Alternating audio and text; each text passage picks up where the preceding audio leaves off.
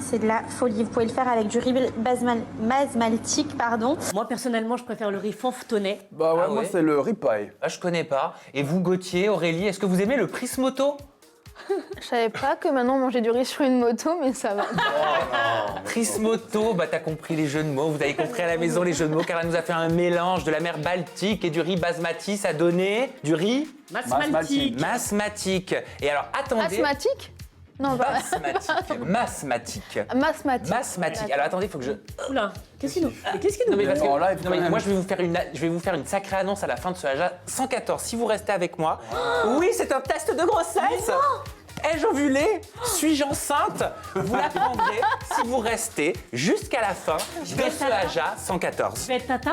Oui, vous allez être tata. Oui, mais apparemment, faut regarder sa chaîne YouTube. Ouais, Je sais pas si il est vous avez presque- regardé, faut regarder sa chaîne YouTube pour savoir si elle est enceinte, Elle est Belle. presque enceinte. Moi, je connais que Belle et Sébastien, je suis désolée. Et ben voilà, tu découvriras Belle prochainement, Aurélie Preston. Un plaisir de t'accueillir, Merci, c'est gentil. Aurélie. Gauthier, bienvenue sur ce Merci. AJA 114. Deux invités totalement différents avec des parcours de vie, que ce soit vie personnelle, vie artistique, télé-réalité complètement différents. Et vous allez pouvoir nous apporter votre recul et votre hauteur sur les sujets d'actualité, télé-réalité de la semaine. Juste avant, j'ai envie de vous donner des petites idées cadeaux. Hey. Si vous ne savez pas quoi offrir, si vous avez envie de faire plaisir à une ajatrice ou à un fidèle ajateur, je vous donne rendez-vous sur la boutique Samzira. Oui, je suis désolé, c'est comme Ah ça. là là. Elle porte mon nom, voilà. Vous pourrez y retrouver, non mais regardez un petit peu, parce que franchement, je suis fan. Vous pourrez retrouver un bocal à boisson, voilà, pour toutes les soirées d'hiver. Ah. Vous pourrez y mettre Ah, à j'adore. boisson. Non, pas de poisson. Pas un poisson passe. On ne met surtout pas, Gauthier, de poisson rouge, ni dans un bocal, ni dans un bocal à boisson. Exactement, mais ça, j'adore. Ouais. Moi, Eh je ben, valide ça. Tu valides? Oui, je collectionne certaines tasses déjà de chez Ah bah, Starbucks, alors je veux bien collectionner les tasses Je de vais te chez Aja. l'offrir, je vais te l'offrir. Vous retrouverez sur la boutique, ça me dira le crop top avec marqué Aja Team. Même pendant les soirées ça, d'hiver, tu vois, faut mal. quand même rester Trop sexy. beau, Quand trop je beau, m'entraîne, trop beau. je pense que ça pourrait passer. Oui, avec tes abdos qui ressortiront. Vous retrouverez aussi sur la boutique le tote bag en tissu, c'est hyper pratique pour les cours, pour aller au sport. On peut mettre tout ce qu'on veut à l'intérieur et en plus, c'est écologique. Vous retrouverez des sweatshirts qui vont de la taille S à la taille 4XL. Et moi, pour info, je porte le hoodie, donc le sweat à capuche, couleur pêche, Ouais, grave en taille M. Il y a toute une gamme d'articles bio qui est disponible. Il y a des bodys pour les bébés, regardez. Pour ton futur bébé. Mon futur bébé. Ou peut-être le bébé de Belle. Ou peut-être le bébé de Belle portera-t-il un body ajatrice ou ajateur? Voilà, vous pouvez vous faire plaisir ou faire des cadeaux, faire plaisir à ceux qui suivent Aja. Le lien cliquable, il se trouve dans le chat et dans la description de cette vidéo. Et j'en profite pour faire plein de bisous à Faustine et à Océane qui sont derrière leur écran, qui sont très actives et qui se reconnaîtront. Aurélie, Gauthier, le sommaire de cette émission, vous allez donner votre avis sur les up and down, tout comme nos ajatrices et ajateurs qui vous seront présentés par Jinda, Tim et moi-même. Les up and down, ce sont nos coups de cœur et nos coups de gueule de la semaine. Aurélie, tu vas pouvoir t'exprimer dans ton témoignage. Ce sera le témoignage d'Aurélie. Tu as sorti ton livre, voilà, je vous l'annonce, je vous le dis. Aurélie Preston a choisi les mots pour pouvoir soigner les mots. MAUX. oui. Donc tu vas pouvoir nous en parler en profondeur et on découvre en exclusivité d'ailleurs la couverture Avec un nom. Ouais, de merci, ton c'est gentil. livre. Je tiens à te dire que le chat, les ajatrices et ajateurs te trouvent magnifique.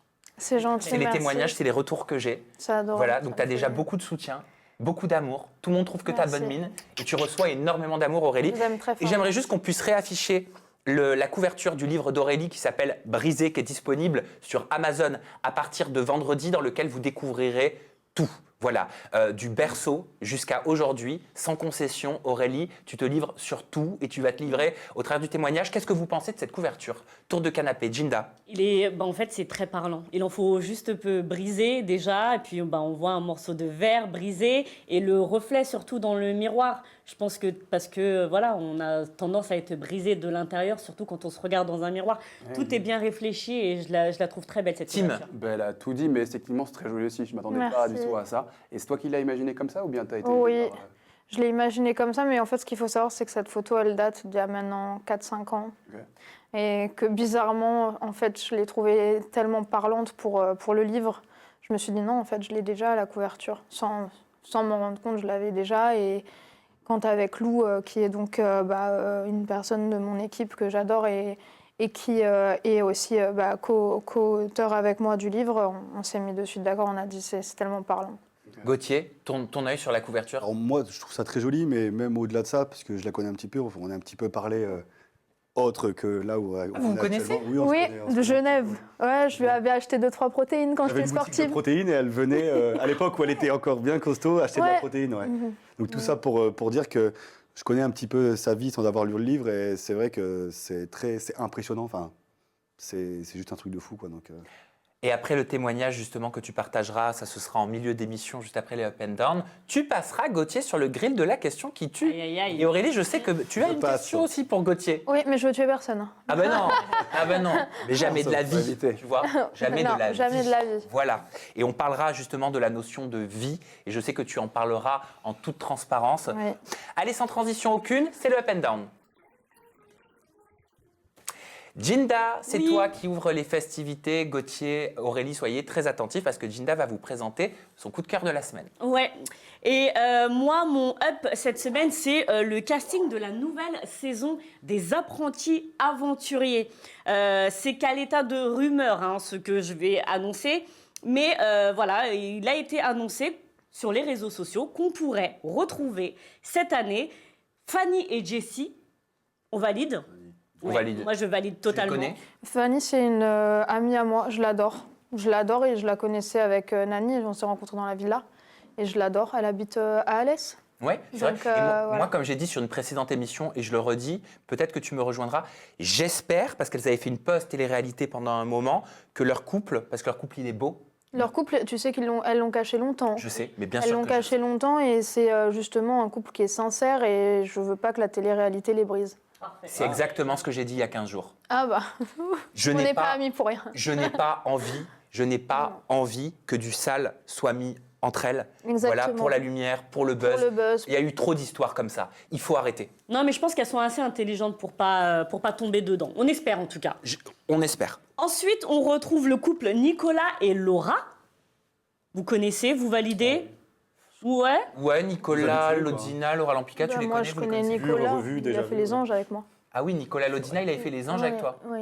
Et ils avaient déjà fait les apprentis aussi. Avait-il déjà un gros ventre à cette époque? Oh, Gauthier. C'est méchant. Oh, ça commence. Il avait juste fait, tu sais, l'émission avec Mila, c'est ça? Les C'était princes de les l'amour. princes, ouais. Il n'avait pas fait encore les... ça remonte, moi, les anges, c'était à 7 ans. Là. Mais il avait fait avec toi, vous aviez Oui. participé à un tournage ensemble? Ben oui, il était avec moi dans les anges. C'est Ah, je m'en marrant, c'est souviens marrant, pas. je m'en Bah souviens ouais, pas. moi non Et ça s'était passé. Mais si, ah non. Mais c'est qu'il n'avait pas été très sympa, qu'il m'avait dragué dans le jacuzzi et que... Qu'est-ce qui s'était passé? Mais en fait, après, il était avec les autres. Il n'était pas gentil avec moi. Il avait même rigolé quand je C'est faisais qui mon les sport autres pour dehors. toi quand tu dis les autres? Bah, qu'est-ce les que autres tu veux dire? candidats, tu sais. Il s'était mis du côté des personnes qui étaient justement pas très cool, pas très sympas. Ok, Donc voilà, moi je l'ai connu comme ça. d'accord. Bon, on va poursuivre voilà. le casting et vous allez pouvoir continuer de donner. Alors, votre avis. Fanny et Jessie, Nicolas et Laura, on retrouve Julien Bert et Mélanie Dédigama. Oh non. On retrouve... Pourquoi oh non? Non, mais genre, ça fait penser à un truc à l'ancienne, quoi. Il l'a pas lâché du regard. depuis Ouais, des années. il aime bien Mélanie en plus. On va retrouver Vivi et Nicolo. Oh. Moi, j'aime beaucoup ce couple aussi. On retrouve également Greg et Clarisse. Ou encore Mélanie ORL et Vivian. Et tout ça, c'est selon Shaira TV. Hein. Tout ça, c'est selon la blogueuse Shayara TV. Il y a également là un dernier couple qui se serait rajouté. Ce serait Maxime et Valéria. Ah, moi, j'aime devrait beaucoup, je également- valide. Voilà, qui devrait Maxime et également Valéria. participer. Donc, histoire à suivre. Après, c'est vrai qu'on retrouve beaucoup de candidats qui avaient déjà participé aux apprentis Juste petit aventuriers. NB, c'est Maxime et Valéria, pardon, selon Shaira, pas le reste. Maxime. D'accord. Non, je me corrigeais moi-même. Voilà. Donc, Julien Bert, par exemple, il a déjà fait. Il était en gagné. couple avec Mila à ce moment-là. Il y a Mélanie Dédigama qui l'a également déjà fait. Cette fois-ci, elle était avec Bastos. Nicolas Lodina, lui aussi, a déjà participé. Cette fois-ci, c'était avec Mélanite. Laura Lampica, elle l'avait fait avec Alain. Je ne sais pas si vous vous souvenez. Ouais, Oui, Alain vrai. Robben. Oui, oui. Exactement. Elle était avait en couple rencontré avec dans lui. Secret Story. Nicolo, lui, a déjà participé également avec son ex Virginie. Et Jessie l'avait fait avec son ex Valentin. Vous vous souvenez de Valentin également? Oh oui, qu'on Oh. se souvient de Valentin Et Léonard. le dernier, Greg, avait également participé aux apprentis aventuriers avec Maëva Guénab. Donc voilà, c'est vrai que c'est des gens qu'on a déjà vus dans cette saison. Je ne sais pas ce que vous en pensez, vous aimez? Moi, franchement, ouais, je trouve que c'est sympa. Après, oui, il y en a qu'on a vu, revu, mais après, vu que c'est pas les mêmes couples, ça passe. Dans le chat, on nous dit que c'est un petit peu comme le casting des motivés, quoi. C'est-à-dire? Du cross. C'est-à-dire qu'on retrouve les candidats du cross, On quoi. retrouve les candidats du cross. On retrouve les candidats qu'on a vus dans les 50. On retrouve les candidats du cross, effectivement. Aurélie, toi qui suis ça de très très loin. Ouais, maintenant, bah je savais même pas que ça existait plus, Moundir. ouais, tu Les pensais que apprentis ça existait plus? aventuriers. Je savais que, voilà, en tout cas, sur les Marseillais, il y aurait plus, mais je pensais pas sur... On rappelle que c'est des rumeurs, hein, le casting. D'ailleurs, Moundir, toi, tu le connais? Oui, je l'adore, c'est mon ami. Moundir, il a été écarté de W9. Qu'est-ce que t'en penses? C'est lui qui s'est écarté. Voilà, et c'est normal, il s'est respecté, on lui a manqué de respect sur une séquence, donc il a préféré arrêter. Je suis pas sûre que ce soit vraiment lui. J'aimerais bien qu'il nous Non, le non, dise. c'est la Mais il vérité. y avait eu aussi des histoires où il avait un peu taclé les placements de produits. Et donc, Non, ça c'est après, et donc, justement. je sais pas. Non, je pense que tu fais référence à une séquence. J'avais eu l'information qui était entre Jessica Avec Tina et Jessica. Moundir. Oui, Ouais. mais c'est ça. c'est parti de ça, en fait. Parce que la prod n'a pas pris la défense de Moundir. Ah. D'accord. Et donc, en fait, il a dit, bah moi, si c'est comme ça, il a posé son micro et il est parti. Et tu sais ce qui s'était passé pour en arriver à poser son micro et partir? Bah, elle avait, je crois, très mal parlé à Moundir, et Moundir, faut pas mal lui parler. C'est quelqu'un qui est hyper respectueux, hyper dans l'humain, et donc c'est pour ça qu'il a préféré arrêter. Et en, Donc, en parlant de Moundir, en tout cas, bon, il présente plus depuis quelques saisons maintenant cette émission-là. C'est Laurent, qu'on avait découvert dans Koh-Lanta, Laurent Mestrey, qui a repris, d'accord, je savais même pas. qui a repris Donc, sa ok. place. Il n'y a pas de confirmation encore, on ne sait pas si c'est lui qui va animer cette nouvelle saison.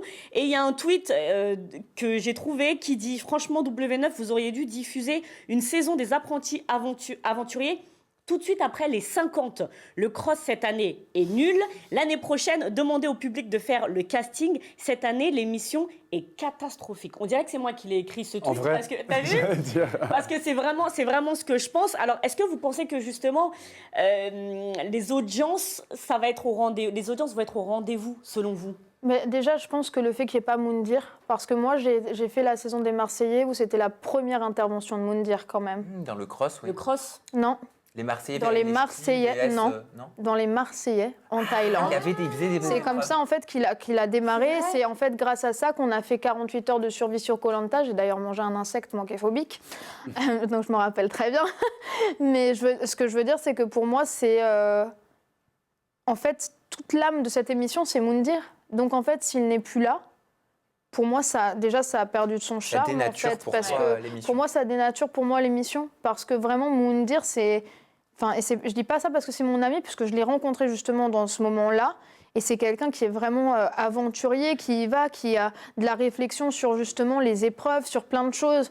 Je le trouve très bon pour ça, en fait. Et pour moi, c'est en ça que c'est dommage. Et je pense aussi sincèrement que de toute façon, la télé-réalité, ça va continuer de décliner parce que... Donc Aurélie ne croit pas aux audiences des apprentis aventuriers. Par contre, ce que je peux vous dire, c'est que ça marche ou que ça ne marche pas. En tout cas, ça marche à l'étranger. Parce que le format, c'est une info, hein, a été exporté. Les apprentis aventuriers ont été vendus dans 4 pays étrangers. En Finlande, en Suède, au Danemark, en Norvège, dans des versions qui seront diffusées à partir de janvier 2023 sur Amazon Prime Video. C'est pas une exclue, hein. C'est pas une exclue Mais du tout, hein. quand tu dis exporter, tu parles de juste le concept de l'émission ou tu parles par exemple, nos propres émissions sont... En fait, le concept a été d'accord, le vendu concept. à 4 Ouais. pays à l'étranger. D'ailleurs, le nom, ce sera Good Luck Guys. Oh, J'adore. Bonne chance les gars. Et plutôt cool qu'un format Grave. français, Bien quand sûr. même, une fabrication française soit vendue à l'étranger. Merci fait. Ginda pour Avec ton coup de plaisir. cœur. Tu peux tout de suite passer à ton coup de gueule de la semaine. Et mon down, moi, cette semaine, Open the Guillemot. Vous connaissez ce... De Guéomeo. Mais on comprend pas. En brésilien. Open the Guillemot. Ah, c'est Regardez. un Ouvrir les TikTok, non guillemets. Oui. Ouais, regardez sur TikTok, vous verrez. Open the Guillemot. En fait, je vais vous raconter une petite histoire. Écoutez bien. J'ai déjà peur. Il y a une légende J'ai déjà urbaine. peur. Il y a une légende urbaine qui circule, vous avez dû en entendre parler, qui circule depuis des années, qui raconte qu'un élève a eu la note de 20 sur 20 à une épreuve de bac de philo, avec la question Qu'est-ce que l'audace? Celui-ci aurait répondu, l'audace, c'est ça, en rendant une copie blanche. Oh. Moi, je connais cette histoire. connais ça. Moi aussi, aussi, ouais. je la connais, cette histoire. Voilà. Oui. Eh bien, moi aussi, j'avais envie de donner la note de 20 sur 20 à des influenceurs parce qu'ils ont parfaitement répondu à la question « Qu'est-ce que le culot ?» en postant ces stories qui font de la prévention des comptes CPF. Ah. Oui, vous avez bien entendu, ils ont posté « Attention aux arnaques CPF, le CPF c'est un service public, donc l'argent des Français. Si on vous propose des cadeaux en échange d'une formation ou de récupérer de l'argent venant du CPF, c'est illégal. N'indiquez jamais à personne vos identifiants, numéro de sécurité sociale et mots de passe. Soyez vigilants et prenez garde aux faux bons plans. » Qui a posté ça? Eh ben, qui a posté ça? Magali Berda, Julien Tanti, Manon Tanti, Maëva Guénab ou encore Clarisse. Et pour rappel, il y a quelques mois, ces mêmes influenceurs faisaient la promotion des comptes personnels de formation, et qui est le CPF. Je vous propose de regarder cette vidéo. Répétez, si vous aussi vous voulez être formé aux réseaux sociaux, à Internet, à tout ce domaine-là, qui est très important aujourd'hui en 2022, sachez, je le répète, que c'est entièrement gratuit. Ces formations, elles sont gratuites si vous avez un compte CPF. Et en plus de ça, il y a un super jeu concours. Je vais vous mettre les deux Instagram. Vous pouvez gagner une formation de votre choix ou 1000 € de maquillage provenant de la marque MAC. C'est un centre de formation qui est agréé par l'État, qui va vous permettre de suivre des formations plutôt axées sur le digital. Voilà, n'acceptez pas de cadeaux, les faux bons plans, c'est tout ce que vous nous proposiez en fait il y a quelques temps. Donc c'est pour ça que c'est mon down et aussi tout simplement parce que je me demande si cet intérêt soudain de fausse bonne conscience, moi j'appelle ça comme ça, ce serait pas dû au fait qu'il y a un space à ce sujet qui a eu lieu dimanche dernier. Un space, là vous me regardez Moi, ça avec me parle pas, un space. Ouais, Moi, je connais MySpace de l'époque. Ah non, ouais, non, moi non. je connais le mot alors, en anglais, voilà. mais voilà. Non, un space, alors ça se passe sur Twitter. Les utilisateurs, c'est une nouvelle fonctionnalité sur Twitter, les utilisateurs ont la possibilité désormais de converser entre eux par audio, tout simplement. Voilà, et donc il y a un space qui s'est créé dimanche. Il a été organisé par Chris, @arnacecpf sur Twitter. Chris, elle est conseillère à Pôle emploi. Attention, elle est conseillère à Pôle emploi, donc chez Pôle emploi, et elle connaît donc parfaitement les dossiers CPF. Elle en voit passer tout le temps. Elle a invité sur ce space 2 députés, Aurélien Taché et Stéphane Vogetta. Il y avait ton ami Moundir aussi qui était présent sur ce space. Il y avait l'influenceur Le Loup de la Street qui dénonce justement tous les placements de produits des influenceurs. Et surtout, il y avait Booba qui était présent sur ce space, qui a lui-même voulu participer d'ailleurs. Et pendant ce space, ils sont revenus sur les abus des comptes CPF, sur les propositions de loi dont on a déjà parlé ici sur Aja. Et on a même entendu le témoignage d'une jeune femme qui s'est fait arnaquer plus de 3000 € sur son compte CPF. Voilà pourquoi c'est mon down, parce que c'est bien beau de venir après la guerre, après nous avoir vendu les mérites du CPF. Et j'ai envie de savoir, est-ce que dans un an, ils vont nous parler des box à bonbons en nous disant que c'est de l'arnaque, parce que ça, on l'a déjà dit aussi. En tout cas, les abonnements cachés. Voilà. Est-ce que dans un an, ils vont nous dire que tous les produits qu'ils nous proposaient, en fait, venaient d'AliExpress ? Et que c'est du dropshipping, même si on l'a dit que c'est pas interdit, que c'est pas illégal. Mais voilà, venir... Et que certains sacs proposés étaient de la contrefaçon. La contrefaçon, n'en parlons pas, voilà. Donc voilà pourquoi... Des faux AirPods. Oui, aussi. Mais en vrai de vrai, les gars, en vrai de vrai, s'ils étaient venus en mode on est vraiment désolé, Merci. Magali était en mode je suis vraiment désolé, j'ai envoyé ça à tous mes influenceurs, maintenant c'est mon repas. Moi, je trouve ça plutôt bien de quand même faire de la prévention dessus. Après, vous allez me dire, Aurélie et Gauthier, ce que vous en pensez, mais j'aurais apprécié, même si je ne suis personne, avoir quand même des excuses. Bah oui, mais parce que un sinon, tu peux pas en parler. Si pas moi, le public. Non, pour le public, franchement, des tu excuses. dis Magali. Moi, excusez-moi de vous couper, moi en fait ce qui m'interpelle là-dedans, c'est même pas tant que par rapport au public, c'est que j'ai ma meilleure amie Alice qui est formatrice CPF et qui donc justement a un master en digital et dans le marketing, etc. et qui justement fait des séminaires CPF et en fait, je veux pas que ça desserve aux professionnels. Parce que je veux dire, ça a été difficile d'avoir le numéro de formateur, etc. C'est pas comme ça. Et en fait, je trouve que ça dessert même aux professionnels CPF. Ils en pâtissent. Et en fait, on pense même pas à eux. Et c'est gravissime, ça aussi. Un autre truc aussi, je rebondis. Moi, le premier, et plein de personnes, ma femme, tout le monde, on reçoit des appels par jour, au moins 3-4 appels par jour. Oui. CPF. Oui. Et pour moi, maintenant, quand j'entends CPF, c'est arnaque. Voilà, Et donc, en fait, En ça tout cas, pour dessert moi, les c'est ça. professionnels. Et c'est en ça que je trouve ça dommage, en fait, parce que je trouve ça super intéressant d'avoir une aide de l'État pour acquérir plus de matières grises et avoir plus de compétences. Et je trouve ça dommage parce que ça dessert complètement. Alors à 95%, les agiatrices et agiateurs pensent que c'est pas compatible d'en avoir fait la promo et de faire de la prévention aujourd'hui. Mais on va terminer sur cette question. Voilà. Est-ce qu'on peut avoir fait une bêtise et en faire la promotion Si après? on s'excuse. Moi je dis oui. Moi, je dis oui, oui si on Aurélie. s'excuse. Moi, je dis oui si on s'excuse. Si Je veux on dire, reconnaît. on peut avoir fait des erreurs, on n'est que Je suis des d'accord. êtres humains. Et tant qu'on dit mea culpa, voilà, je m'excuse, j'ai fait ça, mais aujourd'hui, justement, je regrette et je veux vous faire de la prévention. Je trouve ça super Voilà. sympa. Et moi, je rajouterais, ce que je trouverais chic, ce que je trouverais délicat et classe, c'est de donner l'argent qui a été perçu sur ces placements de produits à des personnes qui ont justement perdu de l'argent Voilà. à cause de promotions faites au CPF. Juste pour finir, notre amie Bastos, la chroniqueuse en carton, a beaucoup aimé ce que tu as dit sur les réseaux sociaux, parce qu'il a mis les influenceurs qui ont fait la promo des arnaques CPF, qui font des stories de sensibilisation contre ces arnaques. On vous voit comme un dealer qui ferait de la sensibilisation anti-drogue par la fenêtre de la voiture des flics qui l'emmène au poste. J'ai Il trouvé a ça très raison, beau. Bastos, il a raison. Bon, Voilà. après, s'il y a un mea culpa qu'on a dit, ça peut être productif de dire, OK, on a fait n'importe quoi. Voilà, maintenant, on sait, faites attention. Ouais, mais le problème, c'est qu'il y a eu, il n'y a pas que ça, on va dire. Tu peux faire une bêtise, t'excuser une fois, 2 fois, Totalement. 3 fois, mais au bout de 10 fois, t'excuser à chaque fois, tu recommences. Non, je suis désolé. Et on le disait, on a enregistré Ça va pas. d'ailleurs une interview en toute intimité qui a duré Ouais. plus d'1h15 avec Aurélie tout à l'heure, qui sortira en début de semaine prochaine. On le disait, le don du pardon est très important, savoir reconnaître la remise en question. Il n'y a pas de mais- drame à faire des erreurs et à les Non, reconnaître. Mais le problème, c'est que comme on disait justement tout à l'heure, en fait, aujourd'hui, les gens, ils s'aiment pas et ils sont pas honnêtes avec eux-mêmes. Donc, comment ils peuvent être honnêtes avec les autres, aimer les autres? Comment ils peuvent respecter les autres s'ils se respectent pas eux-mêmes? Je veux dire, c'est difficile de se regarder dans une glace et de voir ses défauts, de s'analyser au quotidien et de remuer tout ça. Et donc, voilà. Après, comme on disait, tant qu'on est honnête avec soi-même, voilà, on n'est que des êtres humains, on apprend à se connaître tous les jours parce qu'on se découvre tous les jours en fonction des expériences de la vie et des épreuves qu'on nous met sur notre chemin. Et moi, je trouve ça en fait bien si on s'excuse et que justement, on fait son mea culpa. C'est malheureux. Après, bien sûr, il y a des choses qui sont impardonnables et que même la justice, pour moi, ne peut pas pardonner, donner des traumatismes à vie. Peut-être qu'aujourd'hui, ça a donné des traumatismes à des gens qui veulent plus justement être sur Internet ou justement, ça a peut-être aussi desservi des marques de dropshipping ou autres, où ça a desservi pas mal de choses. C'est en ça que je trouve ça dommage parce que quelque part, c'est tuer un peu le marché. Gauthier, Après, on juste finira un truc, sur, ouais, sur c'est toi. que- et là, la différence aussi, quand tu fais une bêtise, tu te rends compte par toi-même, t'assumes, tu dis désolé, ok. Sauf que là, ce que je remarque en tout cas avec ce Une type campagne, d'influenceurs, c'est ça que tu c'est veux même dire. pas ça, c'est qu'en fait, ils ont reconnu la bêtise, ils ont accepté parce qu'il y a eu un bad buzz dessus. Mais en aucun cas, c'est eux qui ont reconnu la faute en disant ah, on a peut-être fait une bêtise, on va s'excuser.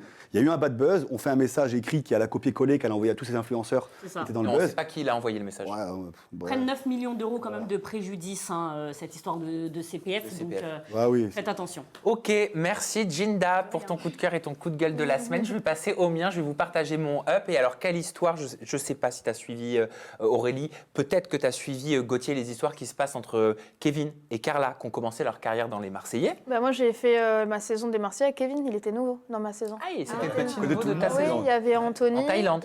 Il y avait Anthony, Norma, Kevin et moi. Et on parlera d'ailleurs des Marseillais tout à l'heure un petit peu, on reviendra Anthony, sur un cette nouveau qui émission. était de Cannes. Ok. Et donc mon up, il est cette semaine en soutien pour Carla. On en avait parlé dans les dernières Aja. Il y avait des rumeurs sur le fait que Kevin soit en couple avec Cynthia et qu'il l'avait emmené dans un spa ça. dans lequel Carla l'avait déjà emmené. Kevin et Cynthia, eux, de leur côté, ont démenti, disant qu'ils venaient de se rencontrer et qu'ils n'étaient pas du tout en couple. C'est ça. Et suite à ça, c'est Carla Moreau qui a pris la parole sur les réseaux sociaux et elle a fait une prise de parole auquel on ne s'attendait pas parce que ça Incroyable. faisait longtemps qu'elle n'avait pas parlé avec autant de liberté. Redécouvrez. Je ne regrette pas la décision que j'ai prise et encore moins quand je vois ce qui se passe là. Mais par contre, pour la personne que je suis, c'est-à-dire l'être humain que je suis, d'entendre ce genre de choses, ce manque de respect après l'histoire d'avant sur le tournage, ça et tout ce qui s'est passé, parce qu'il y a plein de choses que vous ne savez pas. Je peux vous dire que vraiment, je ne pense pas mériter ça. Voilà, je pense qu'avec tout ce que j'ai pu aimer cet homme, je ne méritais pas autant d'humiliation. Savoir que Kevin, voilà, il est ce qu'il est, je dois composer avec, parce que malheureusement, nous n'avons pas une relation lambda, parce que tout simplement, nous sommes encore mariés, ce que j'espère plus pour très bientôt et très vite, parce que j'ai vraiment envie que ça se termine. Et parce que aussi nous avons une petite fille à protéger coûte que coûte. C'est ce que je m'efforce de faire de mon côté. Je pense qu'on a une définition du respect qui est totalement différente. Mais par contre, voilà, ils vont vous raconter certainement beaucoup de mensonges. Mais voilà, sachez que je ne suis pas dupe et que je suis au courant de cette relation depuis une semaine maintenant.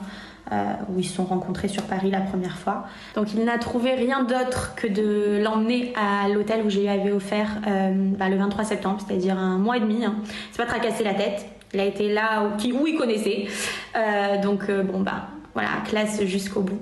Mais en tout cas, je suis ravie qu'il ait retrouvé sa carte bleue. Je crois qu'il avait oublié il y a quelques années de ça pour moi et sa fille, donc je suis ravie que de nouveau il puisse payer des nuits de luxe, des spas. Et en ce qui concerne cette fameuse fille qui a certainement énormément de vices, puisque j'ai pu entendre un petit peu ses stories d'hier, donc je ne m'assimilerai absolument pas à ce genre de femme, surtout que si elle ne me connaît pas moi j'ai appris à la connaître du coup, puisque j'ai reçu pas mal d'appels et également de la production qui m'a expliqué pourquoi elle avait été virée.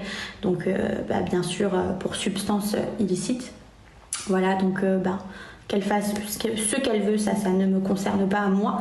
Mais par contre, il s'avère que j'ai une petite fille qui s'appelle Ruby et sur lesquelles je serai intransigeante concernant ce genre de monde. Pas si longtemps, il y a 8 mois de ça, on se mariait et je n'ai pas fait un mariage pour moi, j'ai fait un mariage pour lui. Tout était pensé pour lui et sa famille. Mais moi, j'ai mis 7 ans à partir de cette relation, donc je sais à quel point ça peut être très difficile. Voilà, donc moi je trouve que ça fait de la peine d'entendre Carla de cette façon-là, parce que ça fait des années maintenant qu'on a assisté, notamment dans les Marseillais, et je suis désolé de le dire, qui ont fait leur buzz sur les tromperies, sur l'humiliation d'une jeune femme trompée dans des programmes de télé-réalité qui ont fait leurs audiences là-dessus. J'ai d'abord une question avant d'enchaîner avec les stories de Kevin, Cynthia et Maïsan. Qu'est-ce que vous en pensez? Est-ce que vous pensez que le programme il a contribué à ce qui arrive aujourd'hui à ce couple, à Carla? Pour moi, oui. De toute façon, la télé-réalité, c'est comme je te le disais tout à l'heure, il y a tout un schéma qui est mis en place de hiérarchie, de sadisme, de voyeurisme, de transposition, etc. Et pour moi, en fait, c'est juste la banalisation. En fait, on banalise tout, la violence, l'humiliation, la tromperie. Et pour moi, je suis désolée, mais à un moment donné, en tant que femme, moi, je sais que j'ai jamais été me mettre en couple avec soit les ex de mes amis ou même des gens qu'elles ont pu dater ou justement, quand tu sais, je veux dire, jamais de ma vie, je vais aller me mettre avec une personne qui vient à peine de se séparer, qui a un enfant ou autre, parce que si je me respecte pas moi-même en tant que... Enfin, si je respecte pas une autre femme, pour moi, je me respecte pas moi-même à la fin de ma journée, parce que je suis une femme. Et pour moi, il faut avoir une éthique et un sens de la conduite, c'est important. Gauthier, tu n'es pas une femme, mais tu as des sœurs qui font de la télé-réalité. Tu en as notamment une, Océane, qui est dans le cross. Quelque part, ta sœur, est-ce qu'elle ne participe pas à tout ce schéma-là? Le truc, c'est que, en tout cas, Océane, maintenant Marine, elle est sortie de tout ça. Mais je sais qu'Océane, c'est pas qu'elle est naïve, c'est qu'en fait, elle suit la boucle. Après, maintenant, elle est plus comme avant, c'est-à-dire qu'elle se laisse moins berner. On parlait justement de tromperie, de piquer la femme d'eux. On sait qu'ils ont fait leur buzz avec Océane, avec Alix, avec Benji. On sait qu'ils ont refait leur buzz avec Ilona, avec Océane encore une fois, et avec Julien, je crois, Berthe. Donc à chaque fois, c'est... Et mes sœurs en ont eu marre. Hein. C'est pour ça que maintenant, ça se passe plus comme ça, justement. Mais oui, c'est leur fond de commerce, et tant que ça marche, ça changera pas. Ça marche moins qu'avant, mais bon... Moi, je trouve ça inhumain parce qu'en fait, ils essaient de faire croire que c'est de la télé, mais non, parce qu'on joue avec des gens qui vivent ensemble à l'extérieur, que c'est du réel, en fait. À chaque fois, on est là en train de dire, oui, mais c'est de la télé ou c'est des réseaux sociaux, mais je suis désolée, les amis, en fait, c'est juste un 360, c'est-à-dire que ce qui se passe à la télé, ça interagit sur les réseaux sociaux, ça interagit dans la vie de tous les jours. Mais t'en reviens même à te poser des questions si réellement c'est des vrais couples, même s'il y a eu mariage, même s'il y a eu enfant. Moi, je me pose la question, hein, tu vois. Je me dis, mais est-ce que vraiment il y a eu de l'amour dans tout ça? Est-ce que c'était pas un couple buzz? Est-ce que c'était pas une famille buzz? Les réseaux sociaux sont assez partagés parce qu'on peut lire sur Twitter notamment, Carla, elle a subi de ouf, s'il vous plaît, Cynthia, là, qui parle pour rien dire, Belle qui faisait des TikTok visés, Kevin qui la trompe après même pas 1 an de mariage et qui se fait même pas tout petit. J'ai trop de la peine, vraiment, il y a zéro respect. Et à contrario, il y a quelques messages par rapport à Kevin qui disent « Vous oubliez trop que Kevin était victime de la sorcellerie de Carla. Il fallait bien que ça s'estompe un jour. Elle n'a que ce qu'elle mérite. » Hashtag Carla Moreau. Suite à ça, Kevin Gage a pris la parole lui aussi sur les réseaux sociaux. Ça donnait ça. Cynthia et moi, nous ne sommes pas ensemble. Carla, elle a quand même dit qu'elle a décidé elle-même, donc ce qu'elle a dit, de me quitter. Donc quand tu décides de quitter quelqu'un, ça veut dire que tu ne peux pas garder cette personne auprès de toi. Quand tu quittes une personne, ça veut dire que tu lui laisses vivre sa vie. Chose que le jour où j'aurais décidé de refaire ma vie ou d'aller voir quelqu'un, quoi, je me dirais. Si apparemment je suis une barre de fer, bon, ça au pire c'est pas le style de truc qui me touche, vous voyez, c'est comme ça, c'est la vie. Je pense que tous les gens qui me connaissent savent la barre de fer que je suis. Je suis connu pour ça, pour être une barre de fer. Avec Carla, donc on est en train d'entamer une procédure de divorce. Alors, je pense que c'est la meilleure chose, que ce soit pour elle comme pour moi. Apparemment, elle est très heureuse, apparemment ça se passe super bien, mais qu'elle continue comme ça. Moi, c'est vrai que ça m'inquiète un petit peu de la voir comme ça, parce que je me dis qu'il faut vraiment pas être bien pour faire ce genre de vidéo. Mais bon, après, c'est la vie et c'est comme ça. Maintenant, je pense sincèrement qu'il faut faire attention à elle, aux deux même, que ce soit à Carla et à la petite, parce que elles en ont besoin. Je sais que Carla, voilà, les réseaux sociaux, c'est quelque chose qui pour elle est incroyable, c'est quelque chose qui c'est sa vie de tous les jours. Et du coup, voilà, c'est pour ça que donnez-lui du soutien, continuez à la soutenir comme ça, parce que je sais qu'elle en a besoin et que c'est vraiment ce qui l'a fait avancer dans la vie. Pratiquement 2 ans que je vis des moments très très très compliqués. Je pense que pour ma famille, j'ai tout montré que j'étais capable, ce que j'étais capable de faire ou de ne pas faire. Ça nous regarde, je pense qu'elle le sait. Maintenant, si elle a envie de montrer autre chose, elle montre autre chose.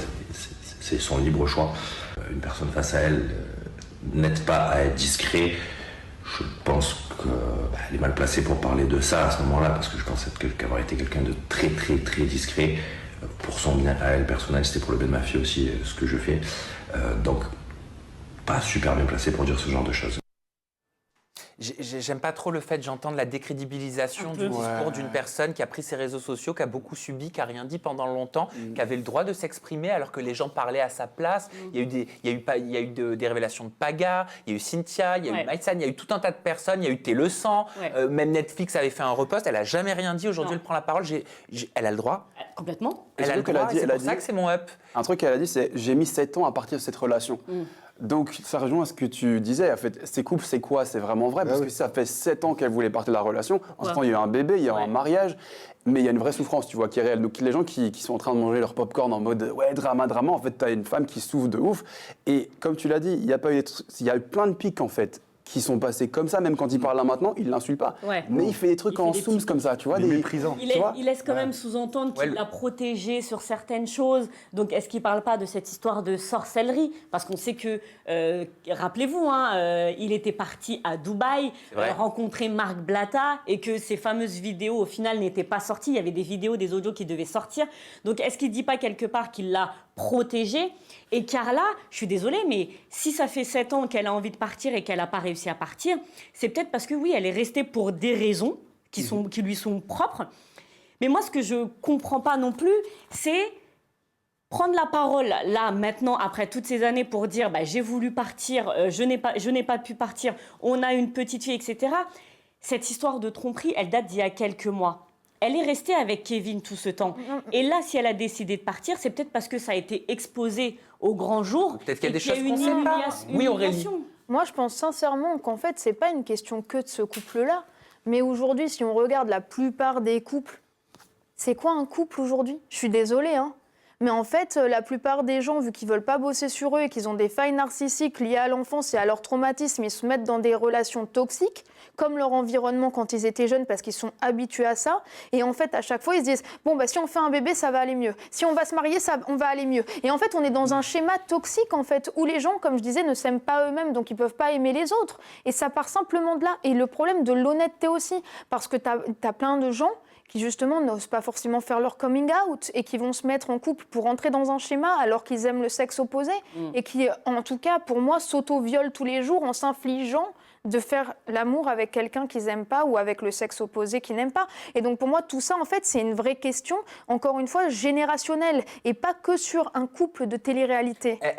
Est-ce qu'ils auraient fait un enfant? Je ne parle pas d'eux, mais je parle en général. Est-ce qu'ils auraient fait un enfant? Est-ce qu'ils seraient restés autant d'années ensemble s'il n'y avait pas derrière la télé-réalité le pouvoir, l'argent, le business qui tient le coup? C'est la télé qui les a mis ensemble, non? Mais peut-être, on n'en sait rien, parce que si, en fait, ils ont souffert comme moi, justement, dans mon livre, on le voit bien que malheureusement, j'ai été attirée par des personnes toxiques parce que j'ai été paramétrée comme ça dans mon enfance, à vivre dans un environnement toxique. Tu n'as connu que ça? Je n'ai connu on que découvre ça. dans le livre, depuis ton berceau. Voilà, je n'ai connu que ça. Donc en fait, le problème, c'est même pas ça. La cam coulait dans tes veines. Voilà, exactement. C'est compliqué de parler après. Je peux me permettre de le dire. Hein. Ouais, de ouf. C'est tellement fluide. Non, mais parce que c'est la vérité. Parce qu'en fait, quand tu n'as rien et que la seule chose en fait qui te permet de sortir de ton quotidien, c'est des rêves d'enfant, d'avoir une famille un jour et de rencontrer quelqu'un, et que sur un instant T, tu n'es peut-être pas forcément amoureuse de cette personne, mais amoureuse de l'amour et de ce sentiment, et d'arriver à un moment donné à aller à son rêve d'avoir une famille. Ouais. Tu vois, en fait, c'est autre chose. Et donc peut-être que tu passes et ta réalité, elle n'est peut-être pas la bonne au moment. Et ta réalité, elle n'est peut-être pas la bonne parce que tu es dans le déni, et la plupart des gens, ils sont dans le déni. C'est comme quand on dit un déni de grossesse, c'est juste que tu ne veux pas te dire que tu es enceinte. Mais la réalité, tu l'es. Et c'est pareil quand les gens sont trompés et qu'ils font comme s'ils ne voyaient pas, parce que c'est inconscient. Et c'est lié aux blessures de défense. Voilà, et Cynthia, pour le coup, est-elle dans le déni ou pas? Regardez, vous répondrez à la question juste après. Du coup, depuis ce matin, je reçois les vidéos de Carla. Mon téléphone, c'est un centre d'appel. Il fait que sonner. On fait que m'envoyer des messages et tout par rapport à cette histoire. Du coup, je pense que je vais y répondre. J'ai pas trop le choix. Donc, je vais vous expliquer quelque chose. Je vais prendre les choses point par point. Première chose, Kevin. À quel moment je suis en couple avec Kevin? Je comprends pas, faut me faire comprendre. Je ne suis pas en couple avec Kevin. Tout ce que je peux dire, c'est que c'est un très très gentil garçon. Il m'a fait vachement rire d'ailleurs. Vraiment, ça nous a fait vraiment rire tout ce que vous avez colporté sur les réseaux sociaux. Parce que cette fille me fait peur. Voilà, c'est tout. Donc, en fait, je vous donne votre droit de réponse. Moi, je pense aussi que j'ai le mien. Que ça me dérange pas non plus de m'exprimer sur cette situation parce que je n'ai absolument rien à me reprocher. Oubliez pas que je suis célibataire et que je fais ce que je veux, mais en l'occurrence, ce n'est pas le cas. Vous êtes en train de vous faire des plans sur la comète, mais même moi, ça me fait rire. Je rigole derrière mon téléphone, je me dis mais c'est des malades, c'est des tarés.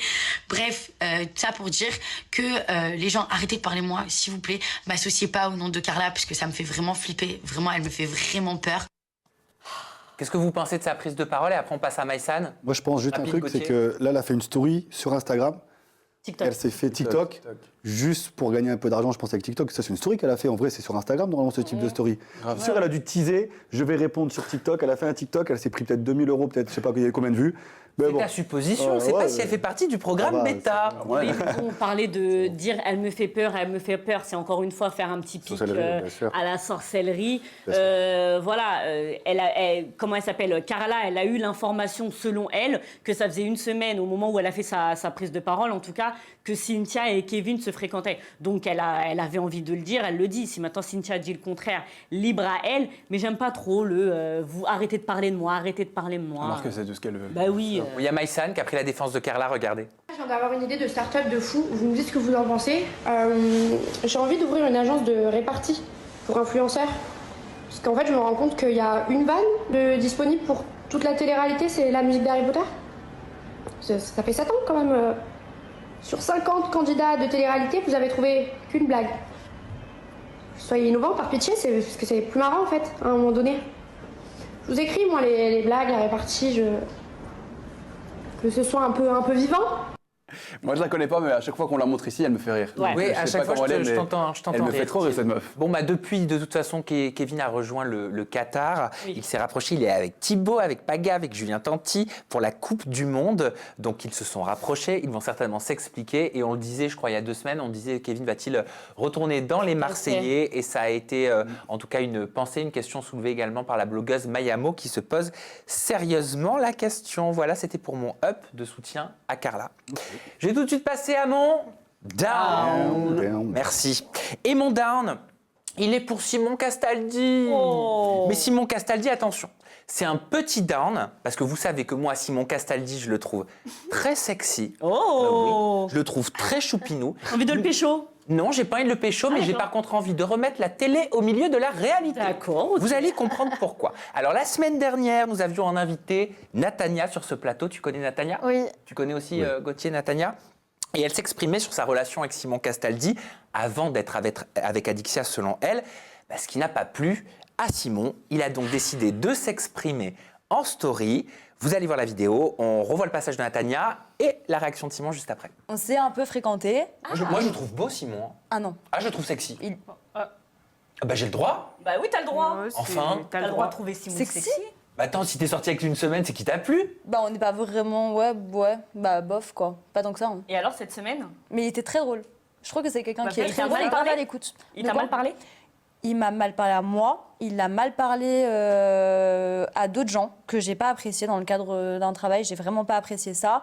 Mais tu sais qu'il était genre en mode piqué, genre il m'envoyait des messages genre t'es la femme de ma vie, je veux avoir des enfants avec toi et tout. Hein. Genre piqué de chez piqué.